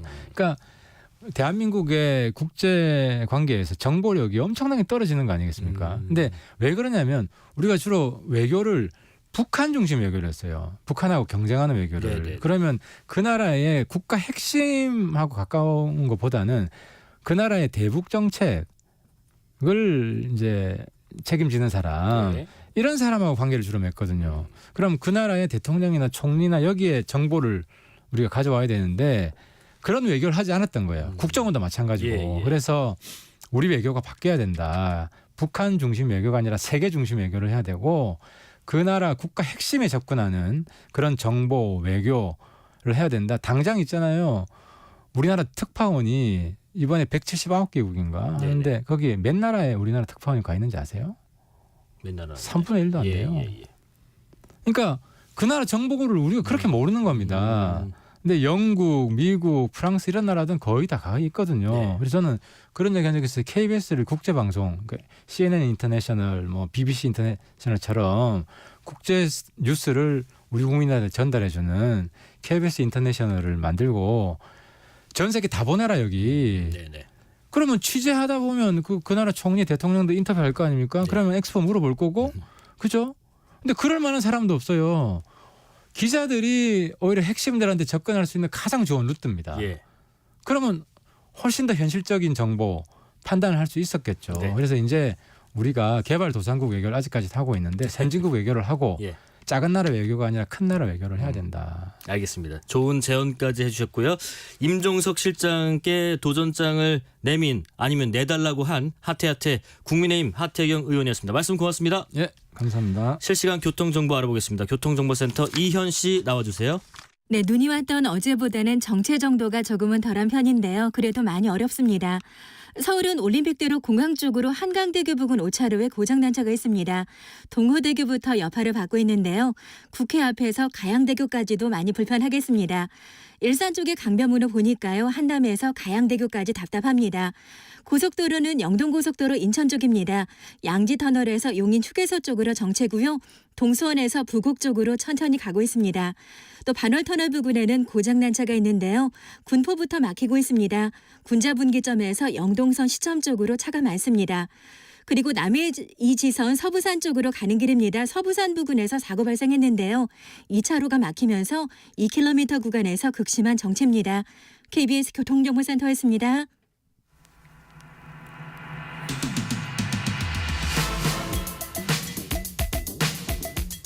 정치, 언론 평론해 주실 성공회대 신문방송학과 최진봉 교수 모셨습니다. 안녕하십니까? 안녕하십니까? 예. 날씨가 많이 쌀쌀했으니까 감기 조심하시고요. 예. 민주당 선거제 얘기를 오늘 좀 못 해본 것 같은데 정치 얘기하면서 요 얘기 좀 해보겠습니다. 네. 비례대표 선거제 지금 놓고 개파전이 불거졌다 이렇게 좀 표현을 해도 될 것 같아요. 뭐 어제 이 안건을 다루게 했던 의총이 수년이 됐고 오늘 지금 난상토론 식으로 하고 있는데 어떤 얘기가 오가고 있을까요? 뭐 아무래도 이제 크게 두 가지 갈래인 것 같아요. 그러니까 국민의힘은 이미 병립형으로 가자고 이미 정리를 입장 정리가 된 상태거든요. 그러니까 병립형으로 돌아갈 거냐 아니면 현행을 유지하면서 위성 정당 만드는 것을 방지하는 법안까지 낼 거냐. 이게 이제 주 핵심이거든요. 뭐 아시는 것처럼 75명의 의원이 발의한 법이 있는데 그게 바로 위성 정당 방지 법안입니다. 그게 현행 제도를 유지하면서 지난번 선거에서 원래는 위성 정당을 만들지 않을 목적으로 선거법을 개정을 했는데 뭐 국민의힘도 그렇고 민주당도 그렇고 위성 정당 만들어가지고 결국은 그걸 무산을 시켜가지고 소수 정당들이 더 많은 의석을 가질 수 있는 기회 자체를 박탈해 버렸잖아요. 그걸 이제 방지하자는 게 목적이에요. 그러다 보니까 이 두 가지 의견이 대립이 되고 있는 상황이고 오늘도 뭐 난상토론 지금 말씀하신 것처럼 지금도 하고 있고요. 저녁 먹고 또 모인대요. 그러니까 저녁 뭐 오늘 하루로 끝나지 않을 것 같아요. 제가 볼 때는. 지금 그 말씀하신 것처럼 당내에서는 현행인 준연동형의 유지 그리고 병립형으로 옛날처럼 돌아가자 회귀 이걸로 의견이 갈리고 있는데 뭐 그런 표현을 씁니다.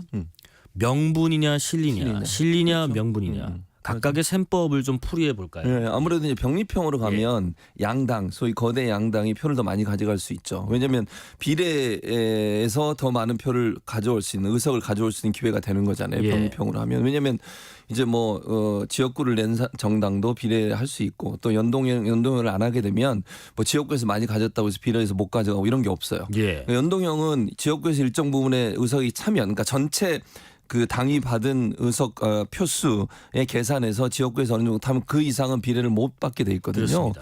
그러다 보니까 의석수가 제한될 수밖에 없어요. 근데 병립형으로 가면 그거 관계없이 그냥 정당 투표한 대로 거기서 나온 만큼 의석수를 가져가거든요. 그러면 이제 유리한 게 결국 기호도 그렇잖아요. 1번, 2번을 거대 양당이 가져가다 보니까 결국 거대 양당이 더 많은 의석수를 확보할 수 있는 기회가 되고 그럼 소수 정당이나 다당제를 하기가 좀 어려운 상황이 될 수 있죠.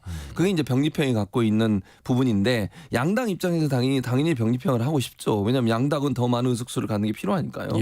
근데 이제 문제는 국회가 좀 더 다양한 의견과 목소리를 낼 수 있도록 하기 다당제를 채택하려고 하는 건데 그러기 위해서는 일정 부분 좀 그 준연동형 비례대표제처럼 전체 받은 표수보다 더 많은 의석을 가져가는 것 자체가 불합리하니 이걸 좀 비례라고 하는 제도를 통해서 소수 정당들도 받은 표만큼 의석을 가져갈 수 있는 제도를 만들자 하는 게 이제 준연동형 비례대표제예요. 그렇습니다. 근데 문제는 이제 민주당 같은 경우 국민의힘 아까 말씀드린 것처럼 이미 이제 병립형으로 돌아가자고 선언을 한 상태고 국민의힘에서는 민주당에서는 사실은 이 문제 가지고 예전부터 논란이 많았고 또 민주당이 원래 계획은 준연동형을 유지하면서 위성정당을 방지하는 쪽 가겠다고 얘기를 해놨는데 이제 실질적으로 선거가 다가오다 보니까 예. 이거 이대로 가다가는 국민의힘은 분명히 이제 병립형으로 가겠다 약속을 했기 때문에 본인들은 비례정당 위성정당 만들 거거든요. 예, 예.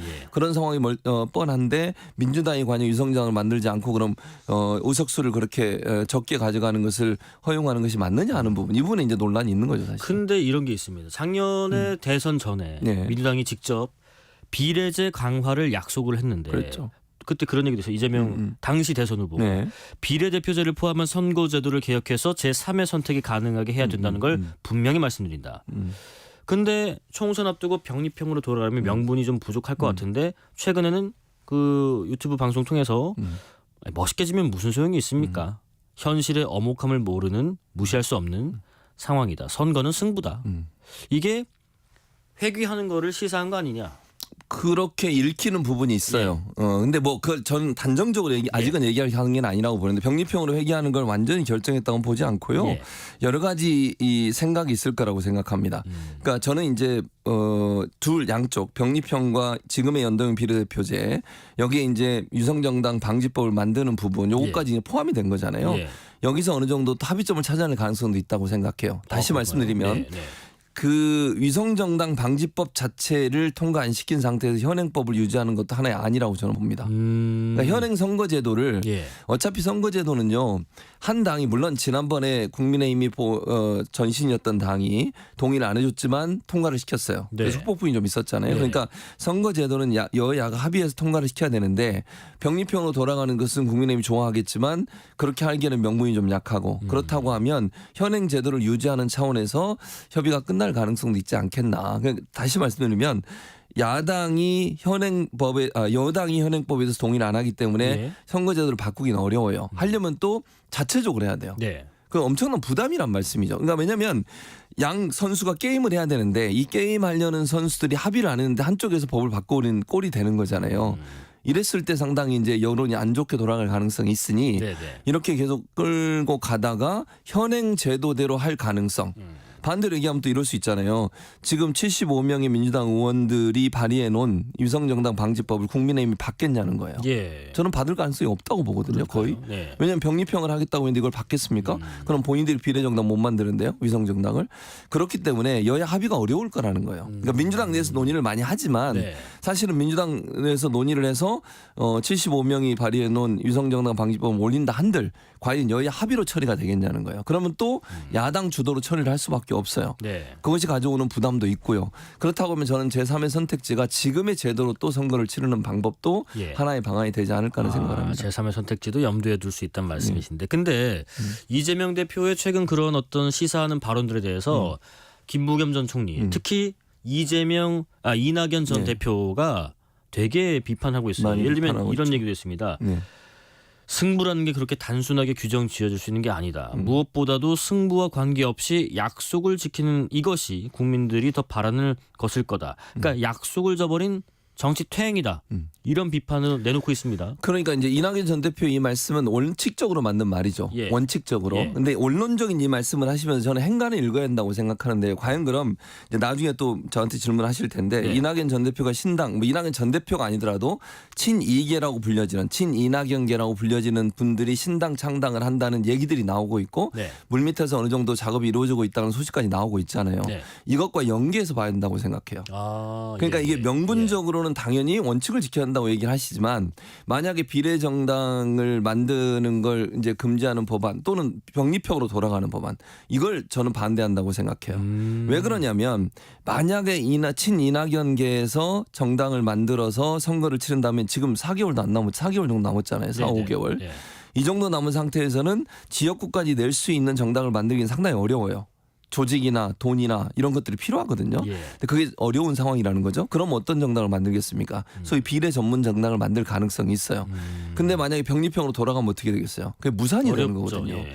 그러니까 이낙연 전 대표의 말씀을 그냥 순수하게 원론적인 말씀의 명분으로만 듣기에는 약간 우리는 다른 부분도 함께 고려해야 된다. 그것이 바로 본인의 뭐 개라고 얘기해야 될까요? 아니면 개파라고 얘기해야 될까요? 그런 분들에 속해 있는 분들이 신당 창당을 준비하고 있고 그 정당이라 하면 결국은 비례 전문 정당으로 갈 수밖에 없는 상황인데 예. 비례 정당을 만들 수 없는 상황이 가는 것을 과연 좋아하겠느냐. 예. 이런 차원에서 본다고 하면 이낙연 전 대표의 발언은 고도의 정치적인 내용도 함께 포함하고 있는 발언이다. 저는 그렇게 이해합니다. 멀리 내다본 발언이라는 말씀인 것 같은데 그러면 이낙연 전 대표가 이런 인사들과의 움직임을 펼치면서 예. 실제로 창당까지 이어질 가능성은 어느 정도 된다고 보시나요? 저는 그러니까 이낙연 전 대표가 전면에 나설 가능성은 아직까지 낮다고 생각해요. 예. 왜냐하면 이게 세력이 어느 정도 되면요 네. 나설 수 있어요. 네. 그러니까 예를 들어서 이제 더 정확하게 말씀을 드려볼게요. 만약의 경우에 민주당에서 한 20명 안팎의 의원들이 나와서 예. 뭐 그게 뭐 분당이 됐든 아니면 공천에 탈락한 의원들이 나와서 새로운 정당을 만들면 원내 교섭단체가 되잖아요. 예전에 이제 국민의힘의 안철수 후보가 했던 그런 그랬었죠. 내용이죠. 국민의당이죠. 그 당시에는. 그 정도 규모가 된다고 하면 이낙연 전 대표가 나설 수 있다고 생각해요. 그런데 지금 현재 움직임은요. 예전에 이제 모 의원의 보좌관을 했던 분하고 이런 분들이 밑에서 만드는 작업이거든요. 현역 의원은 없어요, 현재는. 예. 그렇기 때문에 이 과정에서 이낙연 전 대표가 나선다, 그건 조금 격이 맞지 않아요. 그리고 본인도 거기에 나서려고 하지 않을 겁니다. 네.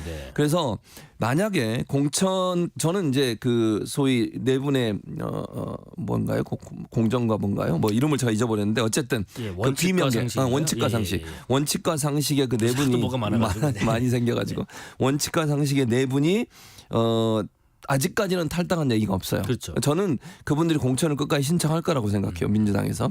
그런데 만약 그분들이 공천을 탈락했을 때는 또 다른 모색을 할 수는 있을 거다.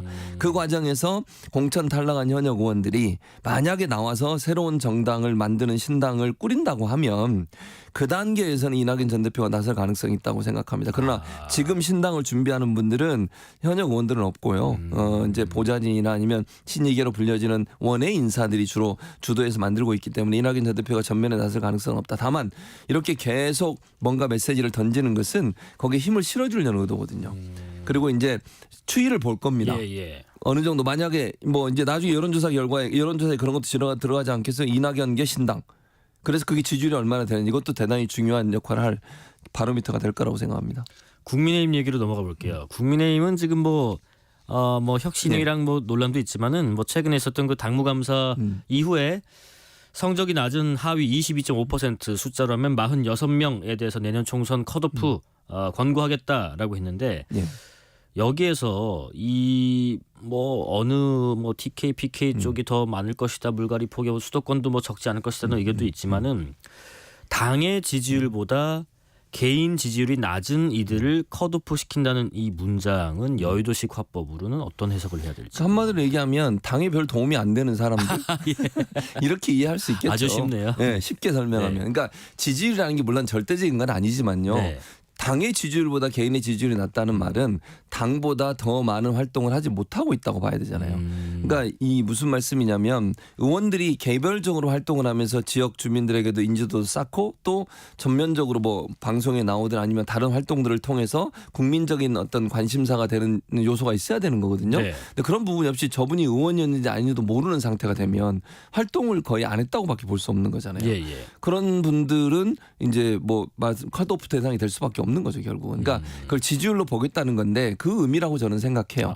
그러니까 국민들이 볼 때 저분이 맞아, 국회의원이고 열심히 활동을 했지라고 하는 이미지가 생기는 것, 그것이 저는 이제 여기서 말하는 지지율로 표현했다고 보는데 예. 국민의힘 지지율만큼보다 못하다 하는 것은 국민의힘의 의원인지 아닌지, 활동을 했는지 안 했는지를 분간하지 못할 정도로 활동력이 낮은 분들에 대해서는 일정 부분 페널티를 주겠다, 이런 기준이라고 저는 생각합니다. 누구세요? 이신 분들, 네, 그런 네. 분들. 윤석열 대통령이 오늘 대통령실 개편을 했습니다. 그렇습니다. 3실장 체제 그리고 수석들은 다 전원 교체를 했고 예. 2기 용산 체제는 뭐 눈에 띄는 부분이 있으시다고요? 정책실장직이 뭐 신설된 거는 좀 눈에 띄고 그렇죠. 예. 그거 이제 눈에 띄었는데 예.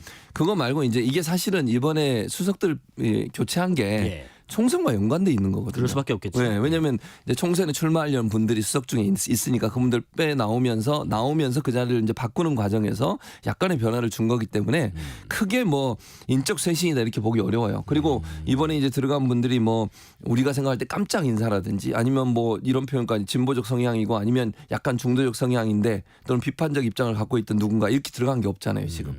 안에 있는 분들이 승진한 분도 많고요. 안에서 자리를 옮긴 분도 이동하신 많아요. 분도 있고 예. 그리고 뭐 계속 거명되었던 분이 되신 분도 있고. 그렇죠. 예. 그러다 보니까 별로 그렇게 큰 감명을 주는 인사는 아니라고 생각합니다. 물론 그러면은 뭐 네. 개편이 뭐 크게 앞으로의 뭐 얼어붙었다고 할까요? 이런 예. 전국에 새 드라이브를 걸어줄 만한 동력까지는 저는 아니라고 생각해요. 예. 그럴 수 있는 그 인사는 아니었어요. 그렇습니다. 그러니까 내부에 있는 분들이나 아니면 뭐 예. 차관하던 분이 오시고 이랬잖아요. 그거는 결국 그 뭐 이런 표현 쓰잖아요. 회전문 인사라는 표현을 쓰잖아요. 네네네. 결국 이제 자리만 옮기는 것이지 특별히 국민에게 감동을 주거나 아니면 인적 쇄신이라고 하면 강하게 주는 그런 얘기는 없었고 이번에 개편한 내용도 보면 결국은 전국의 어떤 흐름 자체는 지금 그대로 가겠다고 하는 의미 그렇게 저는 보여집니다. 아까 그 말씀하신 것처럼 이번에 그 나가신 분들은 결국에 선거와 영향이 있지 않겠느냐, 그렇죠. 네. 결국에 총선에 나오지 않겠느냐 이건데 네. 그러면 실제로 내가 용산 대통령실 누구 출신입니다. 이런 것들이 용산 프리미엄을 앞에 내세우는 것들이 이 국민의힘 입장에서는 도움이 될지 또 용산 프리미엄이라는 것도 작용을 할지. 저는 약간 회의적이에요. 그러세요? 이유는 예. 대통령의 지지율이 높아야 돼요. 그러려면. 네. 그러니까 문제는 지금 보세요. 당 지지율하고 뭐 대통령 지지율하고 거의 비슷비슷하지만 예. 지금까지 추세를 쭉 보면 당보다 대통령 지지율이 낮은 경우도 많았어요. 네. 그러니까 이게 문제라는 거예요. 그러니까 대통령의 지지율이 높잖아요. 그럼 다 대통령과 사진 찍은 사진을 막 엄청나게 현수막에 걸 거예요. 요즘 그런 사진 별로 없잖아요. 그러니까 국민들이 대통령의 국정 운영에 대해서 정말 만족도가 높고 대통령에 대한 뭐 응원이 높고 이러면요. 어떻게든지 대통령을 앞에 내세워서 마케팅을 할 겁니다. 선거 마케팅을. 예. 근데 지금 뭐 제가 볼 때는 지난번에 그 상징적인 장면이 강서구청장 보궐선거할 때 후보 있었잖아요. 예. 그분 하얀색 점퍼 입고 나왔어요. 예. 다 빨간색 입고. 네. 물론 뭐 튀기해서 그럴 수도 있다고 볼 수 있겠지만 이제 그런 부분도 상징적으로 저는 의미가 있다고 생각을 하거든요. 그러니까 대통령이나 현 정권에 대한 지지율이 낮으면요. 예. 대통령 마케팅 안 해요. 그 자기 개인기로 하려고 하죠. 예. 그리고 이제 미래에 대한 얘기를 하고 이렇게 하지. 근데 대통령이 지지율이 높잖아요. 그러면 적극적으로 대통령 마케팅합니다. 사진 찍은 거 막 걸개 그림을 걸고요. 네. 프랭카드 걸고. 왜냐하면 대통령의 인지도나 지지율이 결국 후보에게도 전달이 되는 거거든요. 그러니까 그런 점에서 본다고 하면 대통령실에서 일했다고 하는 것이 본인들의 선거에 도움을 주거나 그럴 가능성이 낮다. 물론 이게 뭐 지역에 따라 약간 차이가 있을 수는 있어요. TK 지역 같은 경우에야 네. 당연히 고정 지지층들이 그렇죠. 두텁잖아요. 네. 그런 쪽은 어느 정도 영향을 미칠 수 있지만 수도권이라든지 아니면 전국적으로 봤을 때는 대통령에 대한 어떤 선거 캠페인, 마케팅 캠페인이 별 큰 도움을 얻지는 못할 것이다. 저는 그렇게 생각합니다. 우리가 좀 냉정하게 한번 따져보고 싶은 부분이 있어요. 뭐냐면 지금 한동훈 법무부 장관이 뭐 거취 어떻게 할까, 어디로 나갈까, 뭐 심지어 무슨 역할을 할까, 뭐 이런 얘기 많이 나오는데 그렇죠. 뭐 자기 스스로는 아직 뭐 정식적으로 공식적으로 무슨 의사를 밝히고 있지는 않지만은 이 활용법이 운운되는 것들 그리고 이런 역할을 할 것이라는 예상들 또 이런 걸 했으면 좋겠다는 바람들 어쨌든 총괄적으로 파급력이라고 해볼게요. 예. 한동훈 장관에 대한 파급력의 원인은 어디에서 기인한다고 보세요? 그러니까 저는 이게 파급력이라고 하는 것도 예. 아까 뭐 지역을 제가 잠깐 얘기했는데 대통령 지지율이 낮음에도 불구하고 그러니까 대통령 지지율이 낮음에도 예. 불구하고 한동훈 장관에 대한 어떤 지지율이라고 할지 모르겠지만 대선 후보급으로 본다면 예. 여당에서는 가장 높은 퍼센테이지를 차지하고 있으니까 지금의 현상으로 보면 네. 근데 언론에서 많이 이제 보도를 주목을 하고 있고 보도를 하고 있죠. 근데 그런 부분들이 과연 한동훈 장관이 전국적 지지도를 끌어내는데 도움이 될 거냐 하는 부분은 약간 저는 그렇게 동의하지 않습니다. 예. 왜냐하면 한동훈 장관은 이미 새로운 인물이라기보다는 정치인으로서의 면모를 너무 많이 보여줬어요. 발언하는 내용이나 국회에서 답변하는 내용이나 또는 이번에 이제 전국에 몇 곳 돌아다니면서 사진 찍고 하는 모습을 보면 거의 정치인 모습이잖아요. 네네네. 그냥 일반 장관의 모습이라고 보기 어려운 상황이기 때문에 그러면 국민들이 인식할 때는 새로운 인물로 볼까라는 생각이 개인적으로 들어요. 그러니까 어느 정도 국민들에게 많이 알려졌다는 점, 인지도라는 점에서는 사람들에게 어떤 관심을 끌고 사진을 찍고 싶은 마음을 충동적으로 가질 수는 있지만 그것이 정말 지지까지 이끌어내는 데 도움이 될까 하는 부분은 저는 약간 좀 회의적이에요. 그러니까 한동훈 장관은 많이 알려졌고 언론에 많이 어필이 되고 나왔기 때문에 누구든 그 사람을 보면 아, 참 신기하다 이런 생각도 들 거고 예. 또 사진 한번 찍고 싶다 이런 생각이 들 거예요. 그 남들 앞에 내가 이 장관하고 사진 찍었어 이런 부분도 있을 거니까요. 근데 이제 장관직을 그만두고 그냥 일반 정치인으로 나와서 다닐 때는 저는 지역에 따라서 약간의 차이가 많을 거라고 생각해요. 그래서 한동훈 장관은 이게 총선 과정에서 그럼 어떤 역할을 해야 되느냐. 제가 볼 때 한동훈 장관 험지로 나갈 가능성은 낮다고 봅니다. 예. 기본적으로. 그래서 뭐 강남이나 아니면 이제 TK 지역이나 뭐 아니면 PK 지역까지 그러니까 소위 이제 보수 진영의 텃밭이라고 얘기하는 이런 쪽에 출마할 가능성이 높고 당을 전체 선거 전체판에서 뭔가 역할을 할 가능성이 있어요. 험지에 나가게 되면 한 곳에 묶이게 되니까 활동 반경이 줄어들 수밖에 없거든요. 치열하게 싸워야 되면 거기 승리 안 하면 한동훈 장관이 만약에 출마를 했는데 낙선하게 되면요 본인의 정치 인생에 상당히 큰 타격을 입어요. 시작부터 그렇죠. 그러니까 반드시 당선이 돼야 되기 때문에 제가 볼 때는 험지에 나갈 가능성은 낮고 그리고 이제 전국을 돌면서 왜냐하면 보수 후보들 입장에서는 그래도 현재 대선 후보급으로 보면 한동훈 장관이 가장 보수 진영에선 지지율이 높기 때문에 이렇게 와달라고 러브콜을 보는 데가 많을 겁니다. 이제 그런 데를 주로 돌아다니면서 사람들 만나고 이런 부분들을 할 것 같은데 근데 이제 저는 선거는 결국은 중도층이 어디를 지지하느냐가 가장 중요해요. 진보 보수는 어느 정도 이제 확정적이라고 보는 경향이 있잖아요. 약 30% 정도는. 그러니까 중도층에서 과연 한동훈 장관이 어필이 되느냐 하는 부분은 저는 약간 거기는 회의적인 생각이 든다 이렇게 말씀드리겠습니다. 이뉴환 혁신위원장 얘기까지 하고 마무리를 해볼게요. 공관위원장 자리를 좀 달라. 그걸 나한테 추천해 달라라고 요구한 데 대해서 어떻게 보면은 김기현 대표가 뭐 단칼에 거절한 모양새입니다. 이걸 받아들이는 게 뭐 더 좋았을 거다라는 앞서 뭐 하태경 의원의 얘기도 있었는데 어땠을 때 더 아름다웠을지 그리고 지금 이 혁신위와 당 지도부의 갈등이랄까요? 이게 어디까지 확산될까요? 저는 이제 혁신위는 수명을 다했다. 더 이상 역할을 하기가 어렵다 이렇게 봐요. 그러니까 동력이 빠졌다는 거죠. 일단 이뉴환 혁신위원장이 이준석 대표에 대해서 했던 그 실화. 그러니까 예를 들면 설화죠, 설화. 그러니까 실언이라고 얘기할 수 있겠죠. 뭐 아버지를 끌어들이나 부모를 끌어들이는 부분 그건 분명히 잘못했고요. 그런 부분 때 동력이 이미 상실됐다고 보여지고요. 그 다음에 이걸 이뉴환 혁신위원장이 공관위원장 자리를 요청한 것도 저는 마이너스라고 생각해요. 그래요? 이거는 자연스럽게 분위기가 만들어지게 해야 돼요. 본인이 대놓고 공관위원장 추대되는 식으로. 그렇죠. 그렇게 하죠. 만약에 혁신위원장을 잘 마치고 뭔가 성과를 내면 자연스럽게 그런 분위기가 형성이 될 수 있어요. 근데 본인 입으로 공관위원장을 나를 추천을 하는 순간 순수성이 상실이 되는 거예요. 혁신위까지 잘 이끄셨으니까 이 여세를 몰아서 이걸까지 해주시면 좋겠다라는 식으로. 그렇게 해야 되는데 본인이 공관위원장 자리를 탐하는 듯한 모습을 보이는 순간 그 전에 했던 모든 일의 순수성은 사라지게 돼요. 그러니까 본인을 위해서 했네 그러면 본인이 그럼 뭔가 그 공천에 개입을 하려고 했네 이런 느낌이 들잖아요. 그런데도 본인은 출마하지 않겠다라고 또 얘기했잖아요. 근데 본인이 출마를 안 하더라도요. 공관위원장은 공천에 절대적 권한을 갖고 있는 사람이잖아요. 그럼 자기 사람들을 심을 수가 있는 거잖아요. 그러니까 자기가 국회의원이 안 되더라도 자기 측근들이나 자기 아는 사람들을 많이 포진시키면 뭔가 나중에 정치적 역할을 하기에 수월한 상황이 되는 거잖아요. 그런 상황까지 저는 고려했다고 생각해요. 물론 이분이 순수하게 얘기할 수도 있는데 그건 잘못된 발언이라고 저는 생각해요. 그러니까 본인이 혁신위원장으로서 혁신위를 이끌어가던 모든 내용들이 순수성이 의심받게 되는 발언이었다. 저는 그래서 이 발언도 저는 실언이라고 생각합니다. 그럼 혁신안만 의결을 하고 그렇죠.